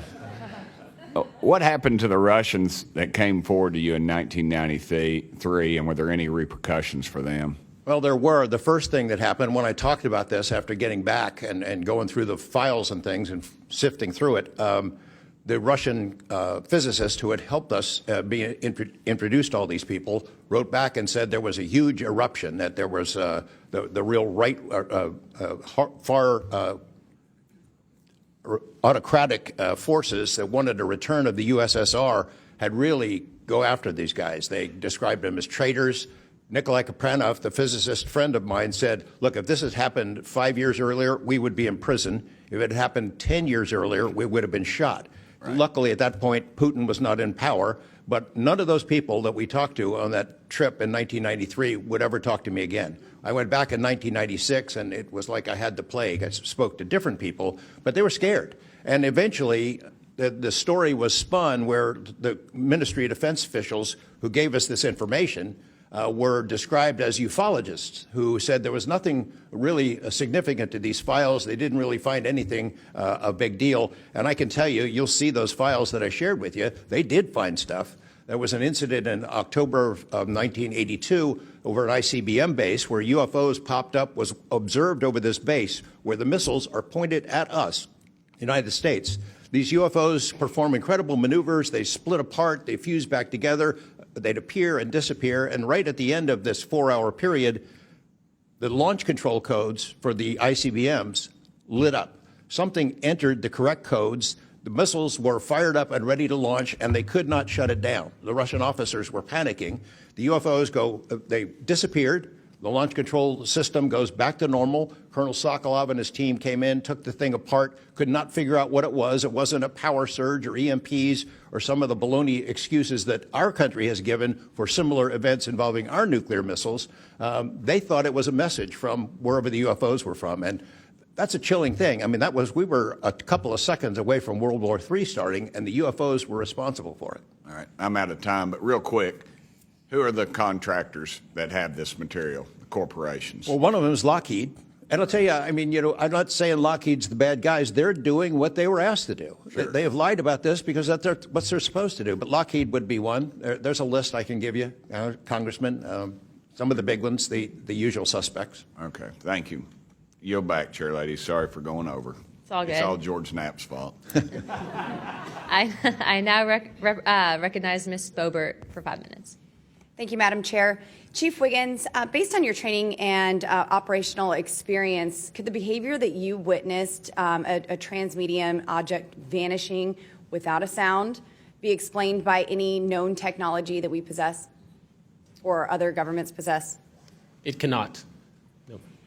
And has any government agency debriefed you or any of your shipmates regarding the EOIR and radar confirmed UAP encounter aboard USS Jackson? No one has, no, ma'am. What was that encounter like when you brought that up? If you want to briefly summarize that, when you brought that to their attention and then you were not provided any follow-up, who was told and how did you feel when there was no contact back to you? As far as the actual incident happening, Yes, or sir. the reporting level? Yes, Chief. It was within the event happening. My duties are to report to the tactical action officer on watch while we're standing watch. So tactical action officer was there. I made my report. I've not had any discussion outside of that day. There's been no communication to me or requests from me within side of the military. But speaking of that actual incident itself, once the report was made to the tactical action officer, that's when I made the decision to ask the individual watchstander that was controlling Sapphire to be able to slew into the location. And that's what you see in the video itself is when the watchstander is slewing in and kind of showing us what we're looking at. But outside of that, that's as far as the reporting went that I know of. Thank you, Chief. Just for the sake of time, Mr. Nusatelli, has RO, the Air Force, or the FBI ever followed up with you personally about the Red Square event? I did have follow-up by Aero, nothing with the Air Force. The Aero office updated me, I think, at least 2 times. They let me know that they were unable to locate any records, that the records had been destroyed by the Air Force. The Air Force is destroying all their police records every 3 years on a schedule. So You were informed that these documents were destroyed. Well, I have a Freedom of Information Act from the Air Force that states clearly that they destroy all police records on a 3-year schedule. Okay. So they were sitting on documentation, destroyed it, refused to question any of the lead investigators, anything leading into this investigation? Yeah, basically they destroyed all the police records. So you couldn't even call the Air Force and ask them if there was a vehicle accident in that time frame. So that's a big problem. We're losing data in real time. So we'll never be able to go back and track. I think our federal government has a history of destroying records. Thank you very much, Mr. Nusatelli. Dr. Borland, as a geospatial intelligence officer, have you seen classified data indicating UAPs operate in restricted U.S. airspace, and has that information been withheld from Congress? I have not in U.S. airspace. That is intelligence oversight, so I did not have domestic authorities. After filing your Inspector General complaint over retaliation inside the Pentagon's UAP office, did you receive any kind of protection or just more retaliation? Within the IG or Aero, ma'am? Either. Aero, they went after the staff member and classified everything, shut that down. The IG, to this day, I don't even know if my complaint's active. I know my attorney that represented me was very, very, very concerned. And the best of my understanding, I was determined credible, not urgent. And do you think that experience would suggest that the internal UAP investigations may be compromised? Possibly. I mean, it's so hard because this goes back to people doing the job they're told to do, and very few people are going to want to give up their careers, 20, 30-year pension, get rid of their kids' health care, get rid of their house. It's possible, yes. Yes. Thank you very much, Dr. Borland. Mr. Spielberger, do national security whistleblowers currently have any external appeals processes to challenge retaliation, or are they just stuck relying on the same agencies that they're accusing? Congresswoman, this is one of the biggest concerns that we at POGO have, basically around the independence of investigations and accountability for retaliation. Basically, yes, national security whistleblowers have to rely on internal administrative processes that go through agency inspector generals. There are some differentiations, but the bottom line is that they are forced to rely on protection from the same agencies and people who they are alleging retaliated against them. Yes. Well, I thank you all for your bravery. We are out of time here. Thank you so much for coming forward, and we will do everything that we can to ensure that you are all protected. Thank you for trying to bring truth and transparency to the American people. Madam Chair, I yield. I now recognize Mr. Burleson for about 5 minutes. Thank you, everyone. It takes such great courage to come forward, and we acknowledge that, and I hope that you see that we are taking that seriously. And so very thankful for what you're doing today. I'm also very thankful for previous witnesses that have come forward. I see Matthew Brown in the audience. He courageously stepped forward and was as a witness. I encourage everybody to look and seek his testimony. I want to thank the people that came in our first hearing. Ryan Graves, David Grush, David Fravor. And in our second hearing, Admiral Gallaudet, Lou Elizondo, and Mr. Gold. And the many others that have come forward. We hear you, and it's time that we, enough is enough. It's time that we take action. Look, I'm not jumped to the conclusion that I believe that there are, aliens coming from another planet. But I'm open to that. And I think that it's our responsibility, especially when we're seeing that we have a government that is actively blocking information from us. Just last night, I tried to get an amendment onto the National Defense Authorization Act that fit in the germaneness of that bill to have UAP disclosure. And conveniently, it was named non-germane, mostly deemed by staff, not even an elected official. This is the kind of stuff that we repeatedly see. Last year, we were blocked by someone in House administration from being able to receive a full briefing from Arrow. So not an elected official, but someone in staff blocked us. And I've had it. Enough is enough. I want to cue up a video that I've been given. And as before it starts, I'm going to describe, this was taken October 30th of 2024.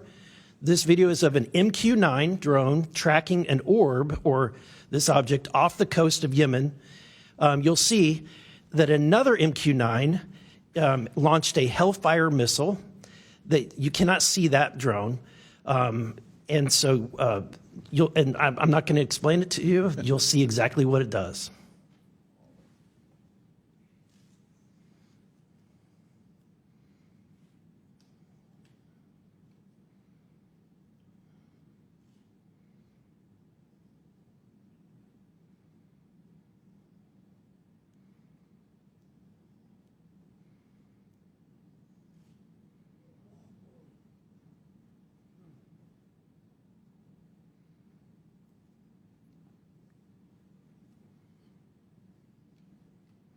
This is when it zoomed out, so you can still see it traveling.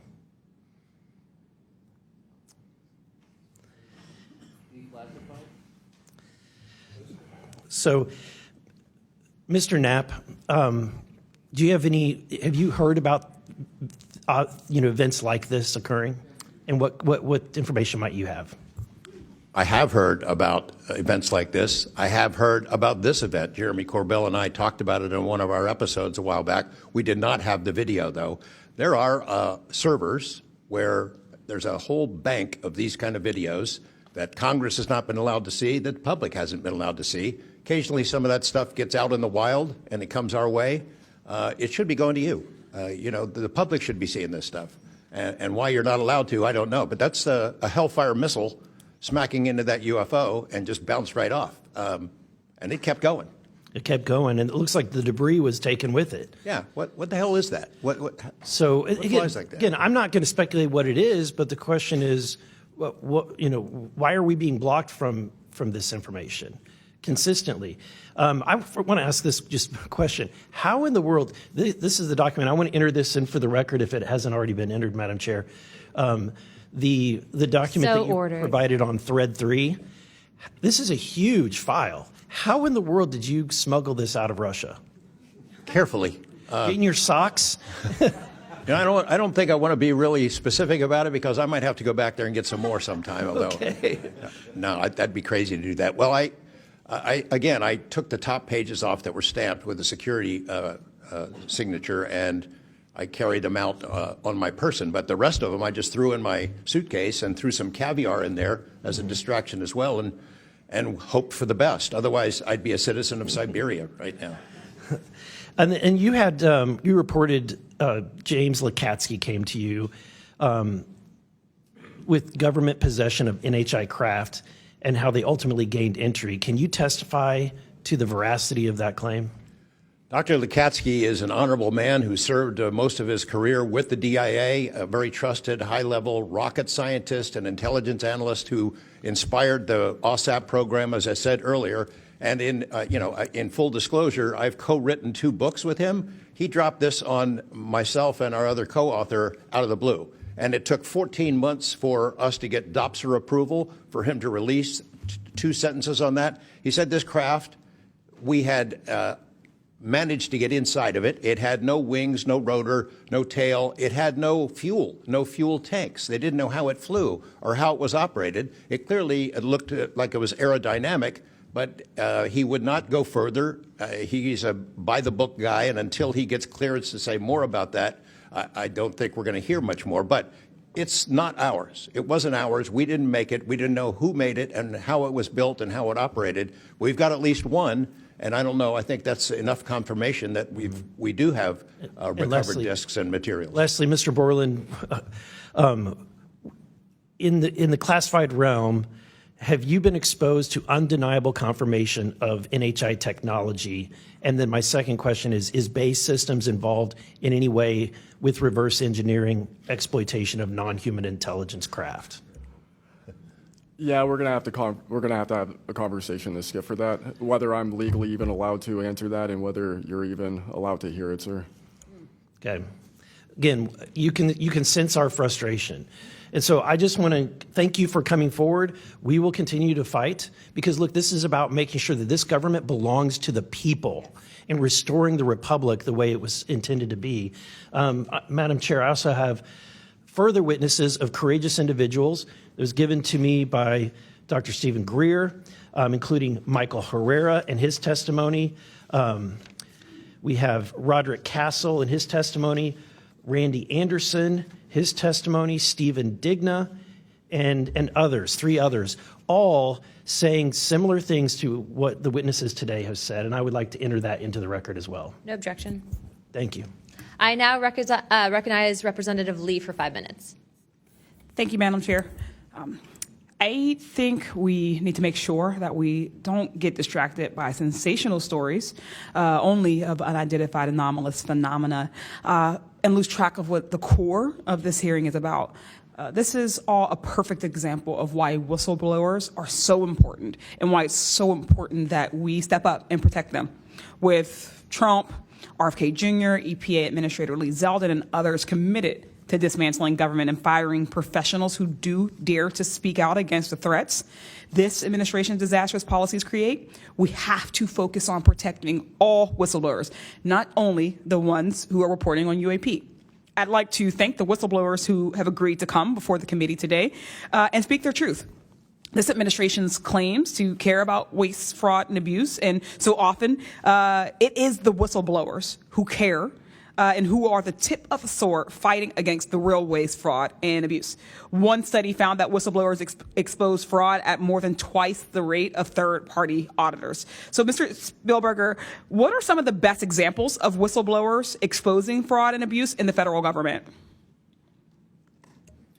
Thank you, Congresswoman. Again, whistleblowers have played such a vital role across so many different issues. One prominent example goes back to the 2014 VA waitlist scandal. Pogo actually played a very instrumental role coordinating with Iraq and Afghanistan Veterans of America. At that time, we received tips and whistleblower disclosures from over 800 different individuals talking about the VA subjecting veterans to extensive wait times in order to get the basic standard of care that they deserve. It's certainly prolonged serious illnesses, even contributing to hastened deaths, and we were able to help shed more light on that issue, which I think just emphasizes the importance, even outside of the national security context. We are often still talking about serious issues and even life and death concerns. And unfortunately, whistleblowing can lead to serious repercussions and retaliation, especially in this vindictive and lawless administration. Mr. Spielberger, in the past, what kinds of retaliation have they faced, and what are we seeing today under the Trump administration? So we've certainly heard about a number of different examples of retaliation. One that I'd like to highlight that Mr. Borland referenced previously is retaliation through abuse of the security clearance process. That can have grave implications not just for a whistleblower, but also their ability to seek legal counsel and defend themselves against retaliation. And when we look at the past several months of this administration, unfortunately, we've seen a really systematic approach toward dismantling the nonpartisan civil service. We've seen the mass firings. We've seen undermining of independent agency watchdogs, mass firings of inspectors general, undermining the Office of Special Counsel, the Merit Systems Protection Board. Again, these entities that are meant to be independent and play a critical role in investigating whistleblower disclosures and ensuring that their rights are protected. Yeah. Thank you. In 1989, Congress passed the Whistleblower Protection Act and then broadened it again in 2012 to ensure that federal workers could feel free to come forward to their elected officials. And it's a good thing we did, because whistleblowers have played a more important role than ever since Trump has taken office. It was thanks to a whistleblower that we learned that Doge allegedly put every single American's personal security information at risk by bypassing safeguards and copying all this data to an unsecure server. I ask unanimous consent to enter into the record a New York Times article titled, quote, "Doge put critical Social Security data at risk," whistleblower says. Good to go. Thanks. We've had whistleblowers at the National Labor Relations Board reveal that Doge minions may have shipped case files outside of the agency, possibly to help then co-president Elon Musk continue to exploit his workers. And last week, whistleblowers at the National Institute of Health came forward to say that RFK Jr.'s vaccine misinformation campaign had pervaded even the highest levels of the agency. Typically, whistleblowers have an inspector general they can rely on to investigate their claims and register issues with agency leadership. But President Trump has fired or demoted over 20 inspectors general. If I may ask one more question, Mr. Spielberger, can you explain how eroding the independence and capabilities of inspectors general further endanger these whistleblowers? Absolutely. So again, whistleblowers already face incredibly great challenges in coming forward under normal circumstances. And when we erode these entities that are expected and required to enforce whistleblower protections, fairly investigate their disclosures, it calls into question the integrity of their investigations and findings, whether they'll take whistleblowers seriously when they come forward, and whether we can trust that they will use their authority to enforce the protections of whistleblowers who do come forward, essentially whether they will continue in their role as an independent watchdog or basically become a lapdog for a current or future president. Thank you. And I will take no more liberties. I yield back. Thank you. I now recognize Mr. Crane for 5 minutes. Thank you, Ms. Chairwoman, for holding this hearing. Thank you to the witnesses for appearing. In the effort of transparency here, I got to admit to the witnesses that, growing up, I really never believed in UFOs or any of this stuff. I always thought it was a little kooky and whatnot, but after hearing your testimony from honorable service members watching videos like my colleague, Mr. Burleson, just presented, I got to admit, I've become a believer. Not that I know where these things come from or, what they really are up to, but I'd like to start with asking the witnesses. Mr. Nusatelli, you were in the Air Force, right? Yes. Did you believe in UFOs prior to your encounter? I've always been interested. Okay. Chief Wiggins, you're currently in the Navy, is that correct? Correct. Did you believe in UFOs before your encounter? I did. I'm from Las Vegas, and I've watched George Knapp my whole life. Okay. What about you, Mr. Borland? I have always been open to where facts go, so. Were you guys scared or hesitant to come forward and tell your story because of fear and believing that you might be reprimanded or ostracized from society because of your stories? Mr. Nusatelli? Yes, absolutely. I probably would not have come forward if I didn't have documentation to prove some of my story, and I also wouldn't have come forward without the people that paved the way for us in the first congressional hearing. So, Chief, what about you? Once I got the okay from the Navy from top down, that gave me a level of relief. Prior to that, I didn't have any thought left or right of that, but thank the Navy to give me the go-ahead, and that gave me the relief that I would not have any level of reprisal or anything happen to me. Mr. Borland, how about you? Absolutely. I mean, after I went through everything, it was pretty clear that I caused a major issue in the executive branch, so I did what I was supposed to do, and that's why I haven't spoken publicly. That's why I'm happy to be here. This is how I wanted this to be done in regards to me. Mr. Borland, why do you think that you faced reprimand and discipline for your effort to come forward and be transparent about what you saw? About what I saw is the reason why I got into what I know and has been disclosed to Aero and the IG. And I think that information, well, it was labeled an extremely sensitive national security issue. Thank you.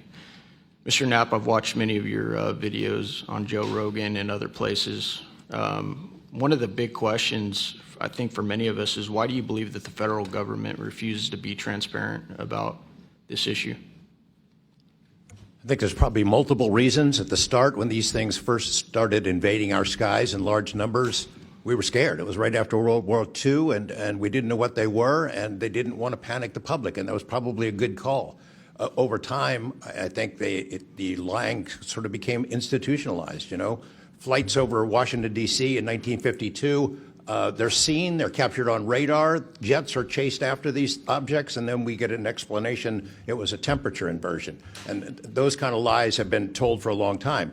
What was told to me by an investigator from Congress, a guy named Richard D'Amato, who was sent after this story by Robert Byrd and Harry Reid, he came out to Nevada, tried to get into Area 51, did get in there, looked around, talked to people, trying to get to the bottom of it. He believed that this program, reverse engineering, et cetera, was had been moved inside these corporations. And he said, when this comes out, people are going to go to prison. And he meant people who were basically misusing legitimate national security funds, tens of billions of dollars, in order to keep this cover-up going.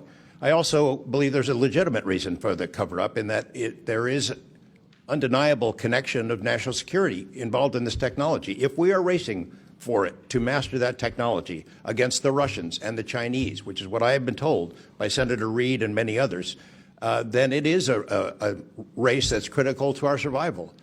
There could be a form of disclosure, I think. Yes, it's real, it's from somewhere else, without revealing all the details that would allow someone else to have an advantage in the race for this technology. Thank you. Finally, I'd like to enter into the testimony a letter I sent to the DOD regarding the case of Major David Charles Grush, a UAP whistleblower who's been extremely helpful to this committee. Unfortunately, due to his participation in the disclosure of UAP, he suffered reprisal like the removal of his clearance, denial of promotion, and loss of medical retirement. I wrote the DOD on July 24th, 2025, on behalf of Major Grush, and I'm still waiting for a reply. I appreciate any help the committee can offer to get a response. Thank you. I yield back. Without objection, we'll be following up with the DOD after this hearing. Thank you, Representative Crane. I'd next like to recognize Representative Gill for 5 minutes. Thank you, Chairwoman Luna, for holding this hearing, and I'd like to yield a minute of my time to you. Perfect. My first question is to Mr. Knapp. Mr. Knapp, how do we know that the files that you obtained from the former Soviet government are not BS and just given to you as a disinformation campaign against the U.S. government? Yeah, it's a good question. So I shared some of them with the Senate Intelligence Committee when I first got back because that was requested by the Russians who shared some of that information with me. Secondly, I gave all of that material to the DIA through BASS, the OSAP program. Sorry for the acronyms. Can you name names real quick? Sorry. At BASS or OSAP? Who did you give them to directly? I gave them to Robert Bigelow and to Jim Lukatsky. And they hired a whole team to go through them and retranslate them and analyze it, and they created a structure of how the UFO programs in the USSR and Russia were put together. They said they were real. The other person who said they were real is David Grush. Noted. Thank you. Representative Gill. Yep. And thank you. I'd like to yield the remainder of my time to Eric Burleson. Thank you, Representative Gill.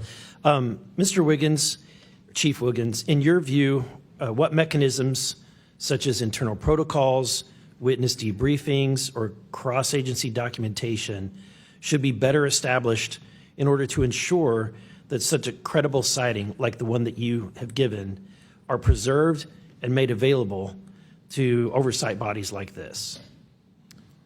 Thank you, sir. As a active duty Navy member, our mission is to carry out the ship's mission or the command's mission, and we, on a general basis, don't have knowledge of what to do when we see things like this. We just don't. We're there to do our mission and do what's told of us, right? So I think what would be important is giving active duty members a clear way of being able to report things like this to where it gets to this point, and ensuring that we have a standard level of understanding that there wouldn't be any level of reprisal or anything happening, because I've been in the Navy for almost 24 years, but what about the sailors that have been in for 2 years that experience things like this? They're not going to have the knowledge, or they'll probably be a little bit more fearful to speak up, being it that their career is just starting. Yeah, I want to commend you. You're the first witness to come forward that is currently serving, and it's recognized. And so I thank you. And your testimony is unbelievable. Let me ask this question: are you familiar with the Witness Protection Act that Representative Burchett has filed? I'm not too familiar, sir. Anyone on the committee familiar with it? It's fantastic. It's the language that we need. It's language that will protect whistleblowers from any kind of reprisal, and yet it's again and again blocked by this body in some way. Many times it's being blocked not by elected officials but by staff behind the scenes. And the other bill, the UAP Disclosure Act, which was filed last year, Senator Schumer, who I cannot believe that there's a topic that he and I agree on, but he and I agree on this topic. He has sponsored it in the Senate. He put it on the National Defense Authorization Act last year. Remarkably, I can't get it on it was stripped out by the House last year, and I can't get it onto the bill leaving the House this year. Mr. Knapp, how far would that bill go to actually getting the answers that we need? Pretty far. I think that they're still going to have roadblocks. The keepers of the secrets, the private companies that have been doing this job for intelligence agencies for a long time, are not going to cough it up. You'd have to force it out of them. And whether you can get them to admit that they have it or not, they're supposed to lie about it. They've been lying about it. More power to you. I hope it works. I hope it passes this time. But it's a daunting challenge to get them to open up after lying about it for more than 75 years. Yeah. And then finally, Mr. Borland, when you engaged with Arrow in 2023, you noted that their public statements did not match the reality that you and others had witnessed. In your assessment, what were the key limitations of Arrow? You know, I would put it to you this way. The statement Arrow has made is scientific evidence of extraterrestrials. Scientific evidence requires a scientific control. Extraterrestrial is an entity on another planet.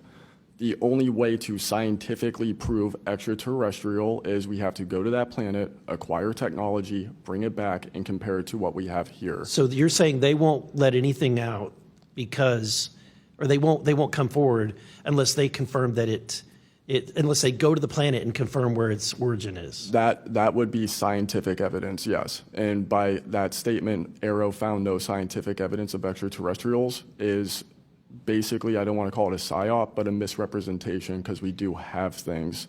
But making that statement is not technically a lie. It's a misrepresentation of the full truth. Thank you. Madam Chair, may I, just since we're on that topic real quick, how do we get to these other planets? How do we pass the Van Allen radiation belt safely? Good question for you. I cannot answer that for you. I would now like to recognize Mr. Perry for 5 minutes. Thanks, Madam Chair. I think I'll start with maybe Mr. Borland. So you have a clearance, right? You're in uniform, you have a clearance. When did you leave at service? What year? I left in 2013, February 2013. Who was the president, if you recall? 2013 would have been President Obama, sir. Wasn't President Trump, right? No, sir. Okay, so you have a clearance, right? You're serving in uniform, you have a clearance. Yes, Your sir. story, I think many of us are kind of picturing the scene. You walk out in the flight line, having a smoke, this event occurs. Do you have the perception, at least I do, based on your story, that this involves the U.S. government? Whatever you saw involves the U.S. government. That is 100% my opinion then and now. And was there an after action? Do you do a daily debrief of the activities of the day? Was any of that recorded? Was there a conversation with the command? Was there any documentation that you know of at the time? Not to my knowledge. I mean, like I said, I talked about it on the ops floor, and a couple of people had pulled me aside, some older enlisted, and were like, you probably want to keep that to yourself. So did you get the impression that they knew what you were talking about, just didn't want you to harm your career or seem crazy, or that they didn't really witness? Did you know anybody else that witnessed what you saw? Again, not that night. Like I said, the only people that would have been out there would have been security forces, and then those of us that were doing ops. Security forces in uniform or contract? Probably both. Did you talk to them? Did anybody talk to them in an after action? Not to my knowledge, sir. Was there any interest in the command to determine and verify what you saw? Not to my knowledge, sir. It's unfortunate. Chief Wiggins, thank you for your service. Gentlemen, thanks all of you for your courage to be here. Your story's a little bit different. Sounds like it, well, for both of you guys, and also Mr. Nusatelli, if this were sanctioned by the U.S. government, even though you have a clearance, but it's classified above the clearance level, do you see any reason why they would allow you access, being present, viewing it, hearing it, being around it? Like, what is this, an accident? Like, does the U.S. government make these kind of accidents? They make accidents, mistakes like this? Like, we're doing this. We're doing this test of this new system, and we forgot these guys were standing here. Does that sound like something that the U.S. government would do? No, sir. Some of the launches we were doing were like $5 billion projects that had taken like 10 years to develop the technology. And these objects were coming right up to the launch pad. So any kind of mistake, I mean, it could cause a catastrophe. Right. So it's very confusing why these objects would be operating in and around our bases or during training exercises. So it would lend you to believe that the U.S. government had nothing to do with whatever it is you saw. Correct. They wouldn't want it there because it would potentially interrupt the proceedings at the time. Was there an after action? Was there a discussion by your command? Was there an investigation? It's pretty significant activities that you were involved in. Was there an investigation that you know of? We conducted investigations in real time, right? And we document all the evidence. But as far as anything from higher up, I don't know if there was an investigation done. No information came down on what we should do. Were you ever interviewed at someone else's request? About that incident? Yeah, about the incident. I don't believe so. Do you think you find that odd? If something happens, you're around multi-million, maybe billion-dollar operations and launches of national security interests, very sensitive. There's an anomaly in the operation. The only person witnessed it, saw a UAP at Vandenberg at that time frame, that was interviewed was the one that witnessed the thing land. Why wouldn't, well, I don't know why I'm asking you, but it seems to me that we would want to interview everybody associated, even not associated, to find out if they were associated. Chief Wiggins, how about you? Was there an investigation? Was there an after action? Was there documentation on the incident that you were privy to? No, sir, not that I know of. And in my previous experience as an operations specialist, all operations that I've been a part of have been deliberate. So yeah, they're and deliberate operations. After the operations, you conduct an after-action review, or that's what the Army calls it. I don't know what I imagine the Navy has something similar to determine your weaknesses, your successes. Did you do that in regard to this incident? No, sir. The Navy calls it after-action reports, and not to my knowledge was there an after-action report of this incident, sir. It's unfortunate. Thank you, Chair. I yield. I now recognize Mr. Biggs for 5 minutes. Thank you, Madam Chair. Thank you to the witnesses for being here today. I'll tell you that today's testimony should alarm every American, no matter their views on UAPs. This isn't simply about UAPs. It's about government integrity, responsible use of taxpayer funds, and Congress's constitutional duty to oversee the executive branch.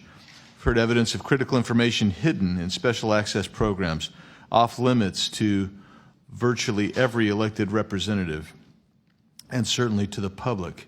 Credible witnesses report retaliation for speaking out. These are clear attempts to silence those who are exposing the truth.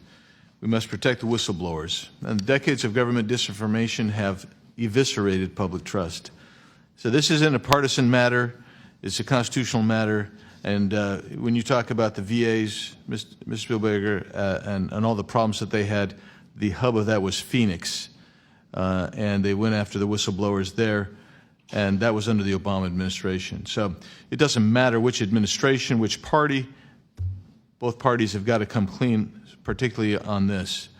So if the government thinks it can hide the truth and punish those who speak out, Congress has to keep pushing until the facts, whatever they are, wherever they lead, come to light. I'm going to go to you, Mr. Knapp, first. You've interviewed numerous UAP whistleblowers over the years. The question is, how do you verify their claims before deciding they're credible enough to report on?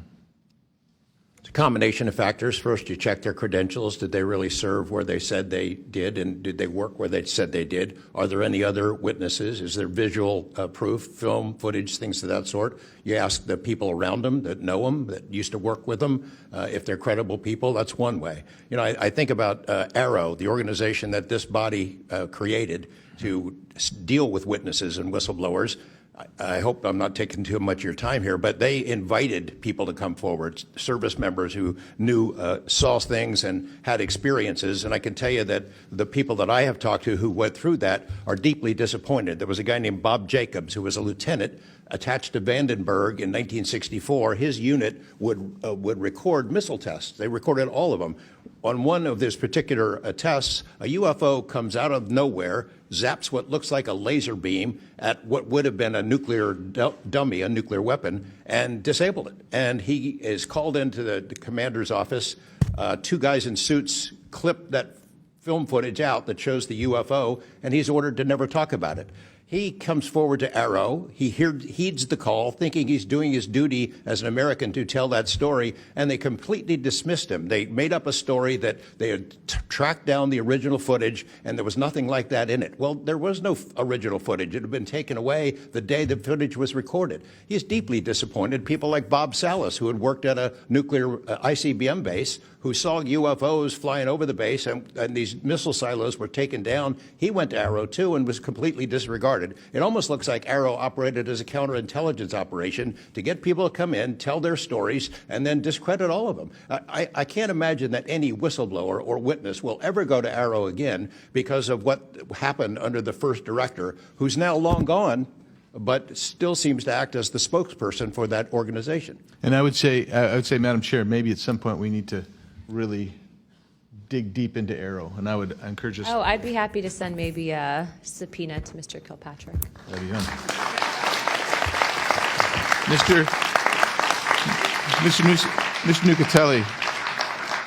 Nucatelli, you've testified that official Air Force records of the Red Square incident are now held by Arrow and the FBI. Has Congress or you been denied access to those records, and on what grounds would we be denied access, you or us? No, the records are unclassified, so okay, provide them to. In the 2003 to 2005 incidents you described, were any physical effects, electromagnetic interference, radio anomalies, or security system disruptions documented in base logs or any reports, official reports? Not to my knowledge, no. Mr. Wiggins, has the full resolution unedited footage of your incident been provided to Congress? Yes. Okay. Were you or your crew ever instructed formally or informally not to document or discuss the event? Ever? No. Good. Mr. Borland, you've talked about manipulation of your security clearance records. Can you identify which agencies or offices were responsible and whether they provided any written justification? I can do that in a skiff, sir, 100%. Because of being a part of a multi-agency special access program, I cannot give those publicly. So I'd encourage us, Madam Chair, to have that skiff meeting if we can. And then, Mr. Borland, again for you. You testified that you withheld certain sources and methods from Arrow due to mistrust. Can you give us some specifics that led you to believe they were misrepresenting the truth? Well, as I said already, what I said about scientific methods, scientific control, extraterrestrials, I mean, I know what I've seen, I know what I know, and I know it's true. So any agency that's going to go public and try and manipulate the public perception of this subject in such a way that is negative when I know the truth about it is why I had extreme reservations with it, and also what I've been through and other whistleblowers and people in the know about this subject have been through. So, Madam Chair, thank you for letting me wave on. I think the key thing there you talked about was manipulation of message, manipulation of narrative. That is really the problem with this entire the system that we've seen since you've started these wonderful hearings, Madam Chair, and I thank you so much. Thank you, Representative Biggs. The chair would now like to recognize Mr. Begich for 5 minutes. Thank you, Madam Chair. First question, Mr. Borland, earlier today you mentioned that in a skiff you would be able to discuss whether a member of Congress is actually legally able to access certain information. Under what authority would a member of Congress be restricted from accessing information on this topic, even within a skiff? I would suggest reaching out to Director Gabbard and speaking with her about that. I'm hopeful that this goes back to the executive branch and who even has authority. Unfortunately, I can't give you a 100% solid answer because I don't even have that knowledge. Next question to George Knapp. What is the estimated annual budget, your view, for the program for investigating or reverse engineering UAP-related technology, including official, misappropriated, or black budget funds? I wouldn't have a clue. I don't know any person that's ever seen it. Does anyone on this panel wish to address that question? Okay, moving on. Are any of you willing to name specific gatekeepers within the root cell of the UAP-SAP Federation?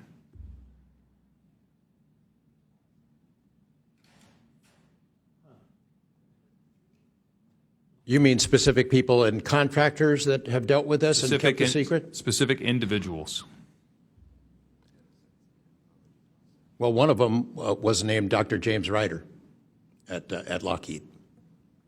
But, you know, again, to emphasize, I don't fault these contractors for doing what they were asked to do by our government. They're supposed to lie if people ask about it. And the intelligence agencies who gave this stuff to them, CIA, I think primarily, told them to keep it quiet, and they've done that. And I suspect that they'd like an off-ramp, that they'd like some help with figuring out this technology at some point. And this is, again, available to anyone, is there a security classification guide for UAP or NHI?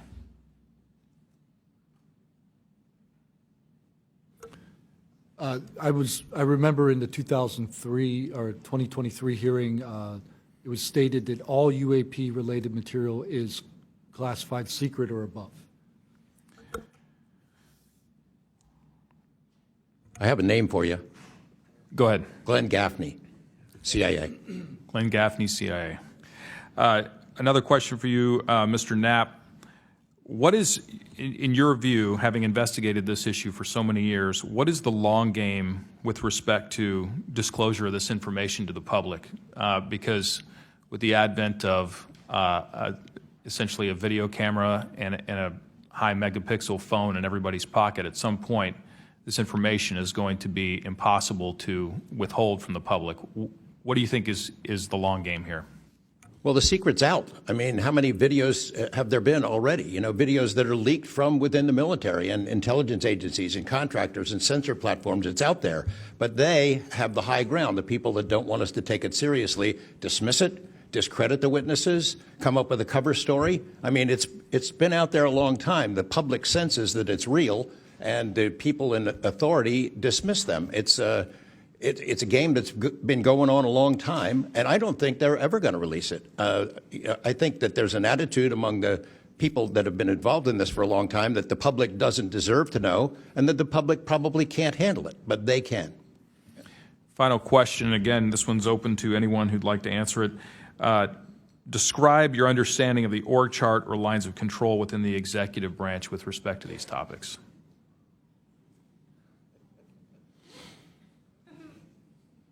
And if you'd like to address that in a skiff, feel free to say so. That could work as long as I'm legally allowed to and you are legally allowed to receive it. I think these programs are in the executive branch, National Security Council, and over on that side. That seems to be what some of our witnesses have told us over the years. So you can, Congress can file all kinds of requests. The FOIAs can be filed with the Department of Defense, Department of War now, and they can honestly say, well, we don't have it, because they don't have it. Thank you. Is there anything in my remaining 30 seconds that you'd like to share on any of these questions that I've asked you today? I applaud the committee for trying to tackle this monster of an issue. I really appreciate that it might be the only bipartisan issue in Washington where everybody can agree. We've watched multiple hearings now.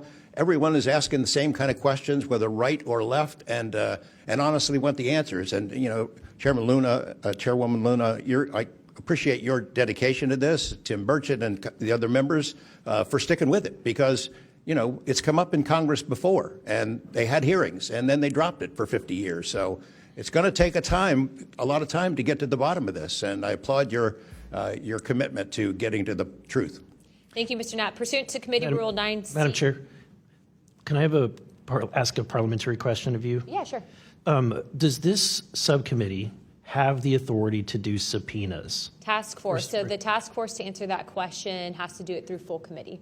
Okay. So, and also in regards to immunity, which to Mr. Borland's point, we are going to be doing a motion to ask for immunity for you and a few other people to come into a skiff and tell us what you know without being subject to the Espionage Act, et cetera. Thank you, ma'am. So that's just kind of an update. But as a task force, because we are not a full subcommittee and there are certain authorities that haven't been granted to us, probably because they don't want us to have it. But there are ways to work around it, so we're kind of figuring that out. Pursuant to Committee Rule 9C, the majority and minority will have an additional 30 minutes each to ask questions of the witnesses without objection. So ordered. With that being said, if you guys want to jump in the queue, I know Representative Crane, Burleson, and likely Burchett have a few more questions. I'll just start out with two, and then I'll pass the buck to Burleson. Burchett, do you have anything? Yeah, I'm Burchett, and then Crane. Just real quick, Mr. Knapp, and short answers, please, because of time. How much of these alleged Russian crash retrieval documents have already been physically out there? So, I mean, percentage-wise of the documents that you submitted to Congress, what was public already and what was not newly released? Maybe 1%. Okay, so the rest of it should be predominantly new information. Yep. Also, can you just elaborate real quick? I know you had, I think, mentioned a Thread 3 program, but also alleged in those documents, I got through maybe half of them last night. There's a lot, and I don't speak Russian, contrary to what people might allege. What does the Thread 3, was there any specific programs that existed within the Soviet government or groups to specifically investigate this by name real quick? It's a number. There's a number in those documents I gave you. There was a larger program that actually had 3 sub-programs that was, Thread 3 was the name I got, and then the DIA guys who looked at it figured out there was a much larger organization. And it's listed in those documents? Yes. Okay, thank you. Real quick, I'd like to ask the committee to replay that video that Burleson had played earlier. I want to ask every witness here, specifically ones that have sensor training or have been able to recognize some of this movements real quick. So if you guys can please roll that real quick.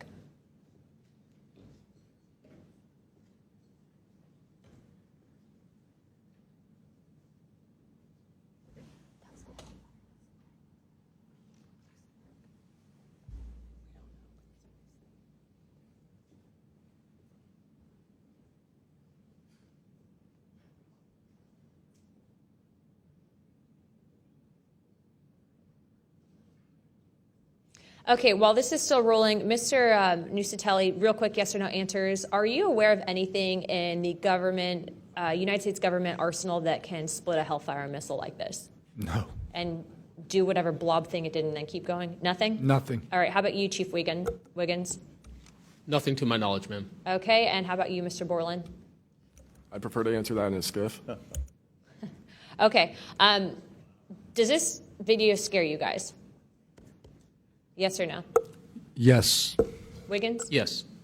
Nat?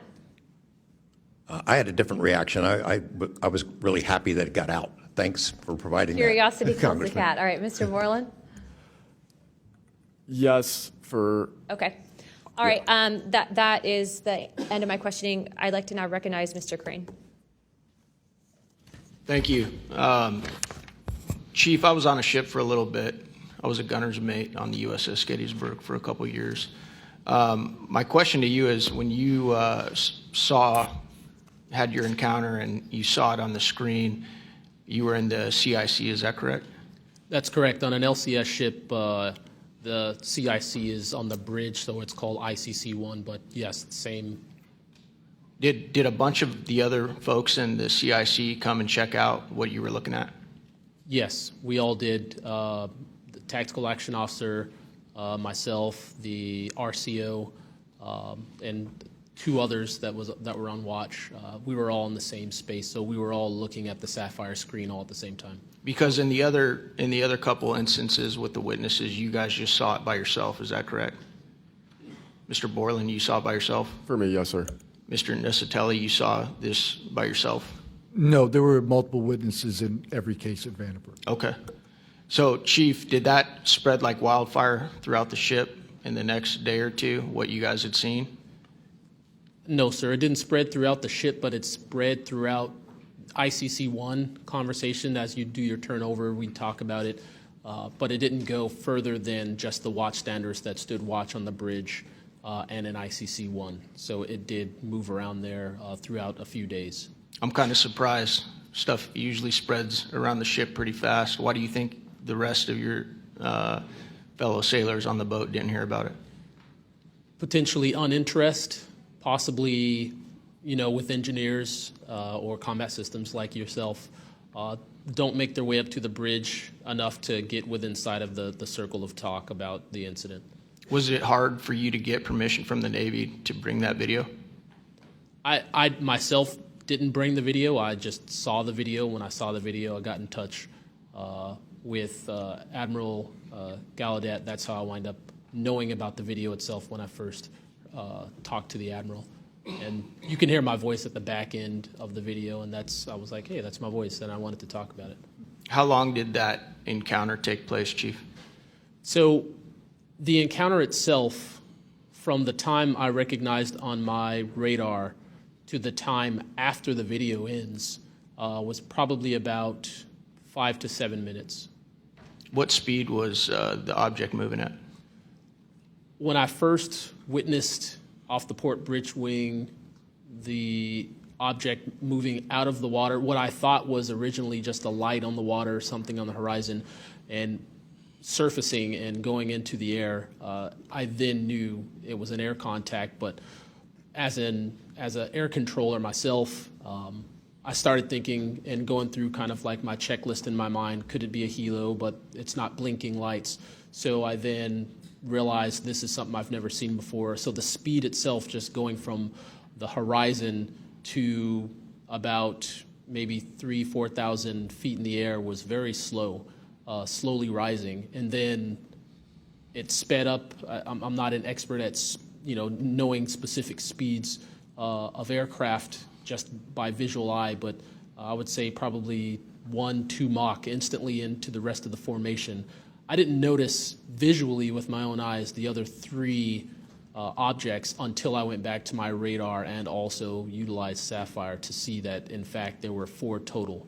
And then again, when they all left after a certain amount of time, it was nearly instantaneous. So you spotted it visually first, Chief, and then went back to your radar, or did you guys spot it on radar first? Radar first, because that was my watch station. And then you went out to the port bridge wing, is that correct? Correct, to verify what I saw on my radar. What range was it at, Chief, when you were able to see it visibly? I would say about 7 nautical miles, 7 to 8 nautical miles of a light from the ship. Wow. Thank you. I yield back. I now recognize Mr. Burleson. Thank you, Madam Chair. Mr. Chief Wiggins, you said that it emerged from the ocean. Is that right? Yes, sir. And before it did, it was glowing. It was a glowing object under the water. That part I couldn't tell because it was nighttime at 1915 approximately, and it was also at a distance. So it's very hard to tell the difference between something on the horizon and something surfacing from the water. My personal thoughts after seeing what I saw is that it did in fact come from the water, but I don't have visual evidence showing exactly, that it did in fact come from the water. But I had to go through my process of elimination and try to figure out, was this a ship on the horizon just showing its lights at night, but to see it surface, then it made me question, okay, where did this come from? If it's flying and it's not a drone or anything like that, where was its origin? Where did it start? Mm-hmm. Mr. Knapp, in your testimony and in this document, you detail an event that happened in Russia where their nuclear missiles were activated, and we were close to a World War III at that time, which is startling to hear. It's also good to know that as we have investigated the JFK files as well, that we're learning that that there was a document that was sent between Russia. There was an agreement between Russia and the United States that if they were to see some unidentified objects over sensitive sites, that they would report it to each other. Are you familiar with that document?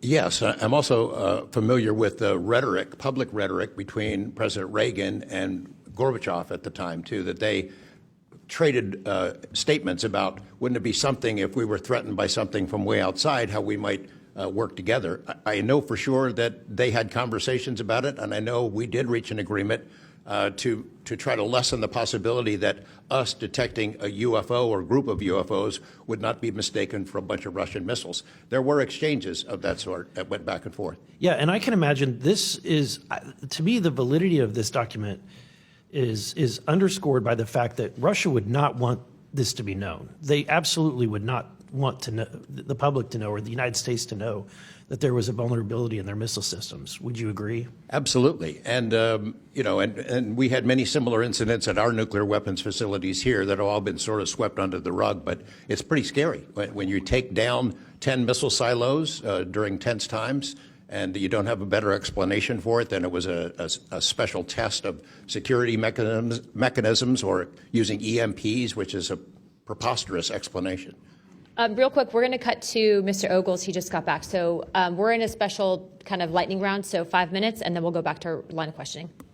Thank you, Madam Chair. You know, at this point, I think it's clear from the hearing that there's advanced technologies that are taking place in our airspace. You know, the question is, and I posed it in one of the previous hearings, is it ours, is it theirs, or is it otherworldly? There may not be a silver bullet at the moment, but when you look back through the hearing and the evidence that's been presented, if you're going to point the American people to one piece of evidence to start their journey on this topic, what would you suggest, sir? One piece of evidence. I would start with this hearing, in the first hearing. There is no evidence. But is there a specific, exactly, but is there a specific evidence or footage or document that you think lends extreme credibility to what we're discussing today? I would say this new video we're seeing today is exceptional evidence that we're dealing with something. With the kinetic? Yes. Mr. Wiggins? Sir, I'd have to say that if just the average person here in America looked at absolutely everything that has come across television, the internet, etc., you can't tell yourself that 100% of what's being recorded is fake or false. You have to, at some point, understand that there's something else out there. Well, I mean, and you bring an interesting point. You know, in the law enforcement community, anytime you're conducting an investigation, you're always looking at the totality of the circumstances. You're looking at all the evidence and how they piece together. And so that would be my, advice to the American people, that this is a journey that is just beginning from a congressional perspective, but you have decades of data, some of it not real, much of it is, but thanks to Chairwoman Luna, we're now presenting this to the American people. And I think this latest video from Mr. Burleson is something that should get everyone pause. When you see the three orbs that drop, was that in a defensive posture or was that in an offensive posture? And what capabilities did those orbs have that we, quite frankly, may not have? Mr. Knapp?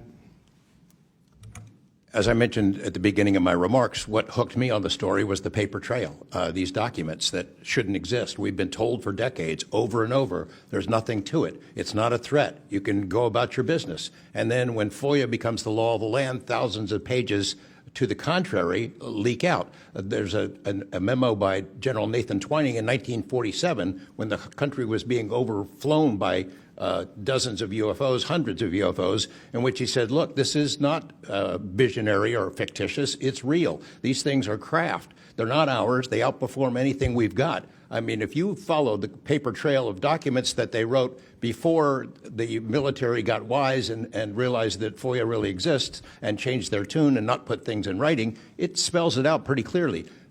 I'll go refer back to Russia. One incident I did not mention to Representative Burleson is Colonel Sokolov in that Ministry of Defense program said there were 40 incidents where Russian warplanes were sent to intercept UFOs. And they were ordered to fire on them. And for the most part, the UFOs would zip away. 3 of the pilots, though, did fire at these things. Those 3 planes stalled out, crashed. 2 of those pilots died. And after that, the Russians changed the standing order. If you see a UFO, leave them alone. No country in the world wants to say and admit that these objects are flying around in our airspace and there's nothing we can do about it. I mean, who wants to say that? The U.S. certainly doesn't. The Russians didn't either. And I've got to be almost out of time, but Mr. Berlin, then you, sir, real quickly. Yeah, to be honest with you, I think Bob Lazar, and not for the reasons that most would talk about, mainly because Bob Lazar was immediately discredited. They said he never worked where he worked. They said he never did what he did. But yet Bob Lazar showed up with a bunch of friends and a video camera and was filming these test flights in the middle of the desert. So clearly he knew something. Madam Chairman, if I'm out of time, I yield back. Thank you very much, Representative Ogles. I'd like to go back now on our lightning round of questioning to Representative Burchett and then Burleson. Burchett, always number 1. As well I should be. Number 1 in your heart, number 435 on the chart. That's me. Dylan, knowing you testified to Arrow, are they obfuscating when they claim to have discovered no evidence of extraterrestrial beings, activity, or technology, and are they lying to the American public?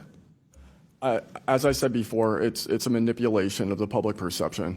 The statement, scientific evidence of extraterrestrials, is a true statement. It is not the truth about what is happening and what we have. Would any of y'all like to comment on that further? Mr. Knapp, you're getting edgy. It's splitting hairs. No proof that they're extraterrestrials. What would that proof look like? A piece of kryptonite? What would it be? I mean, we could be talking about different forms of non-human intelligence. I think the dominant paradigm is that they come from outer space, somewhere else, and they have some way that they can cross those vast distances that we can't even imagine doing. But that's not necessarily the answer. So asking for proof of extraterrestrials might not be the answer at all. It's splitting hairs.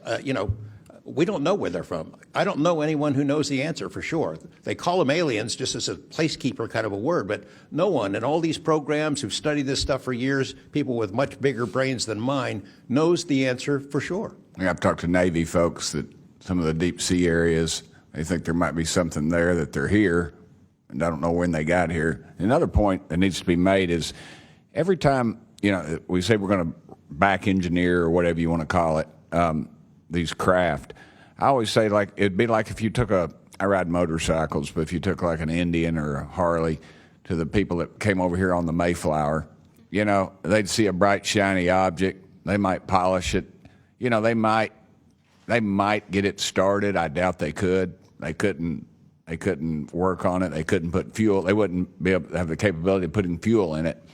I just think that's we're scratching at something that we don't have any knowledge of, and that's why it's just taken so dadgum long. But they do know, the first one that cracks that code, it's over.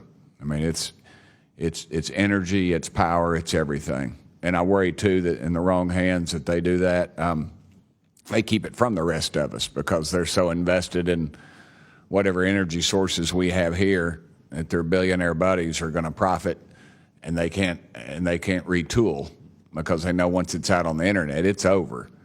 And so I think there's a lot of things going after it, and I think that's why the move to discredit folks is so rapid too. I think they point to them and they put the dogs on them, and it disgusts me. There's a price to be paid for that too. The Russians and Chinese are trying to figure this out as well, but they don't have the same kind of stigma. They tell their best scientists and engineers, get in there and work on it.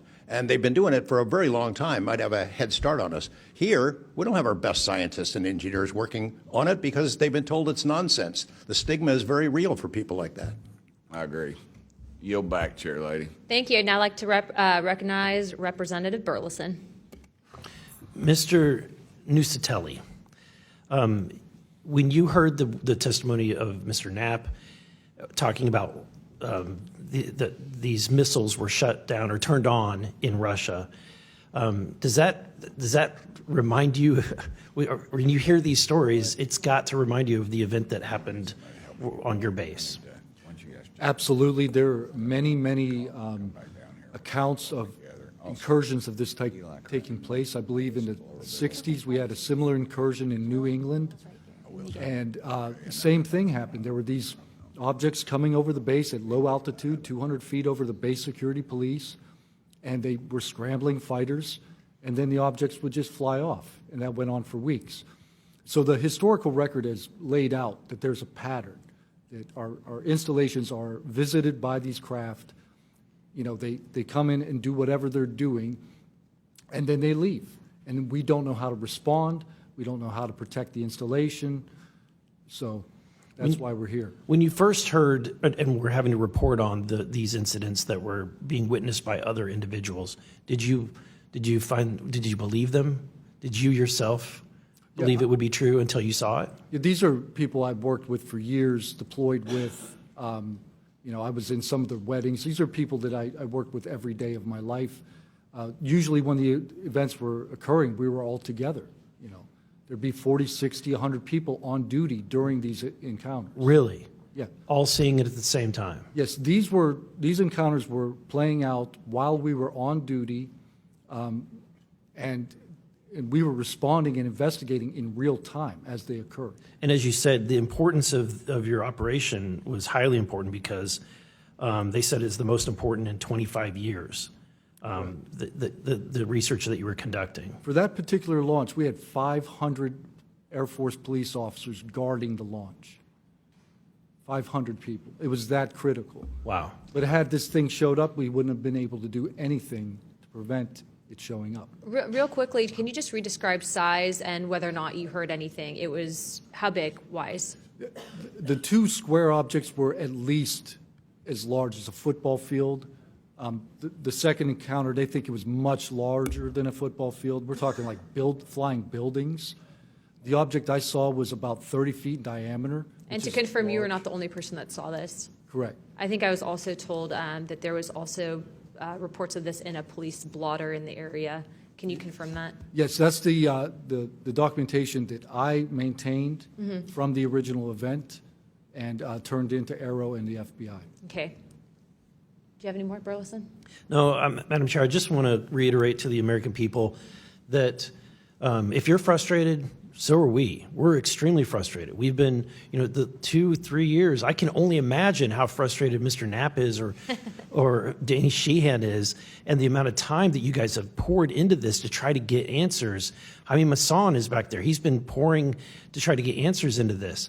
I hope that you all see that we're committed to this, and we're going to be scrappy about it. We may not have the direct authority, but I can assure you, Representative Luna is about as scrappy as it gets.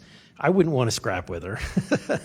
But that being said, I think that if the American people want to see answers, we need action. We've had the hearings. It's time to take action. It's time that we pass Tim Burchett's Whistleblower Act.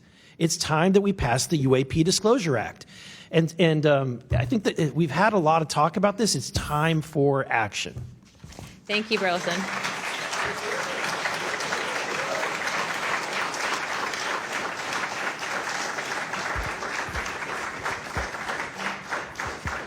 I would now like to yield 30 minutes to Representative Crockett. I'll reserve. Thank you. In closing, I want to thank our witnesses once again for their testimony today. I now yield to Ranking Member Crockett for closing remarks. I'll pass. No, I just want to say thank you so much to each and every one of you for being here today, for staying committed to this, and for your courage. I truly believe that courage is contagious. And right now, we need more courage than ever, whether it's UAPs or whether we're dealing with any other form of government where people are afraid to come out and speak their truth. The American people are relying on amazing public servants like you to speak up on their behalf, to be the watchdog, and to make sure that we are as safe as possible. And so thank you so much again for conducting a bipartisan hearing on such an important matter. Thank you.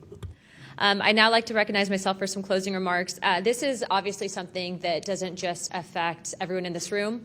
I can tell you that specifically for where I represent in Pinellas County, Tampa Bay, and Florida as a whole, there's many sightings, many questions, people reporting this, but I'm not the only one. I was also told by Representative Biggs, as well as our great representative from Alaska, that these are not isolated instances, and so it does give us reasoning to provide investigative inquiry into these topics. But also, too, I would also like Mr. Spielberger, if you could actually review and see if your organization would endorse the Whistleblower Protection Act that Representative Burchett has. I can tell you that I will be signing on to a letter, as well as I'm sure many other members of this task force, and we hope that the ranking chairwoman or my colleague here, Representative Crockett, as well as our Democrats that were here today, consider also signing on to that, as we do feel that it is time to ensure that our whistleblowers are given adequate protections and that people like Mr. Borland are not facing retribution in the way that they have been. With that being said, with all that and without objection, all members have 5 legislative days within to submit materials and additional written questions for the witnesses, and which will be also forwarded to those witnesses. If there are no further business, without objection, I'd like to now recognize Representative Burchett for closing remarks. I would just like to thank the ranking member and the chair lady for their courage. This is a tough issue. We all catch hell for it. And but it's gratifying that we're here in a bipartisan nature and the way this meeting was conducted. And I want to thank y'all for your courage. Thank y'all. And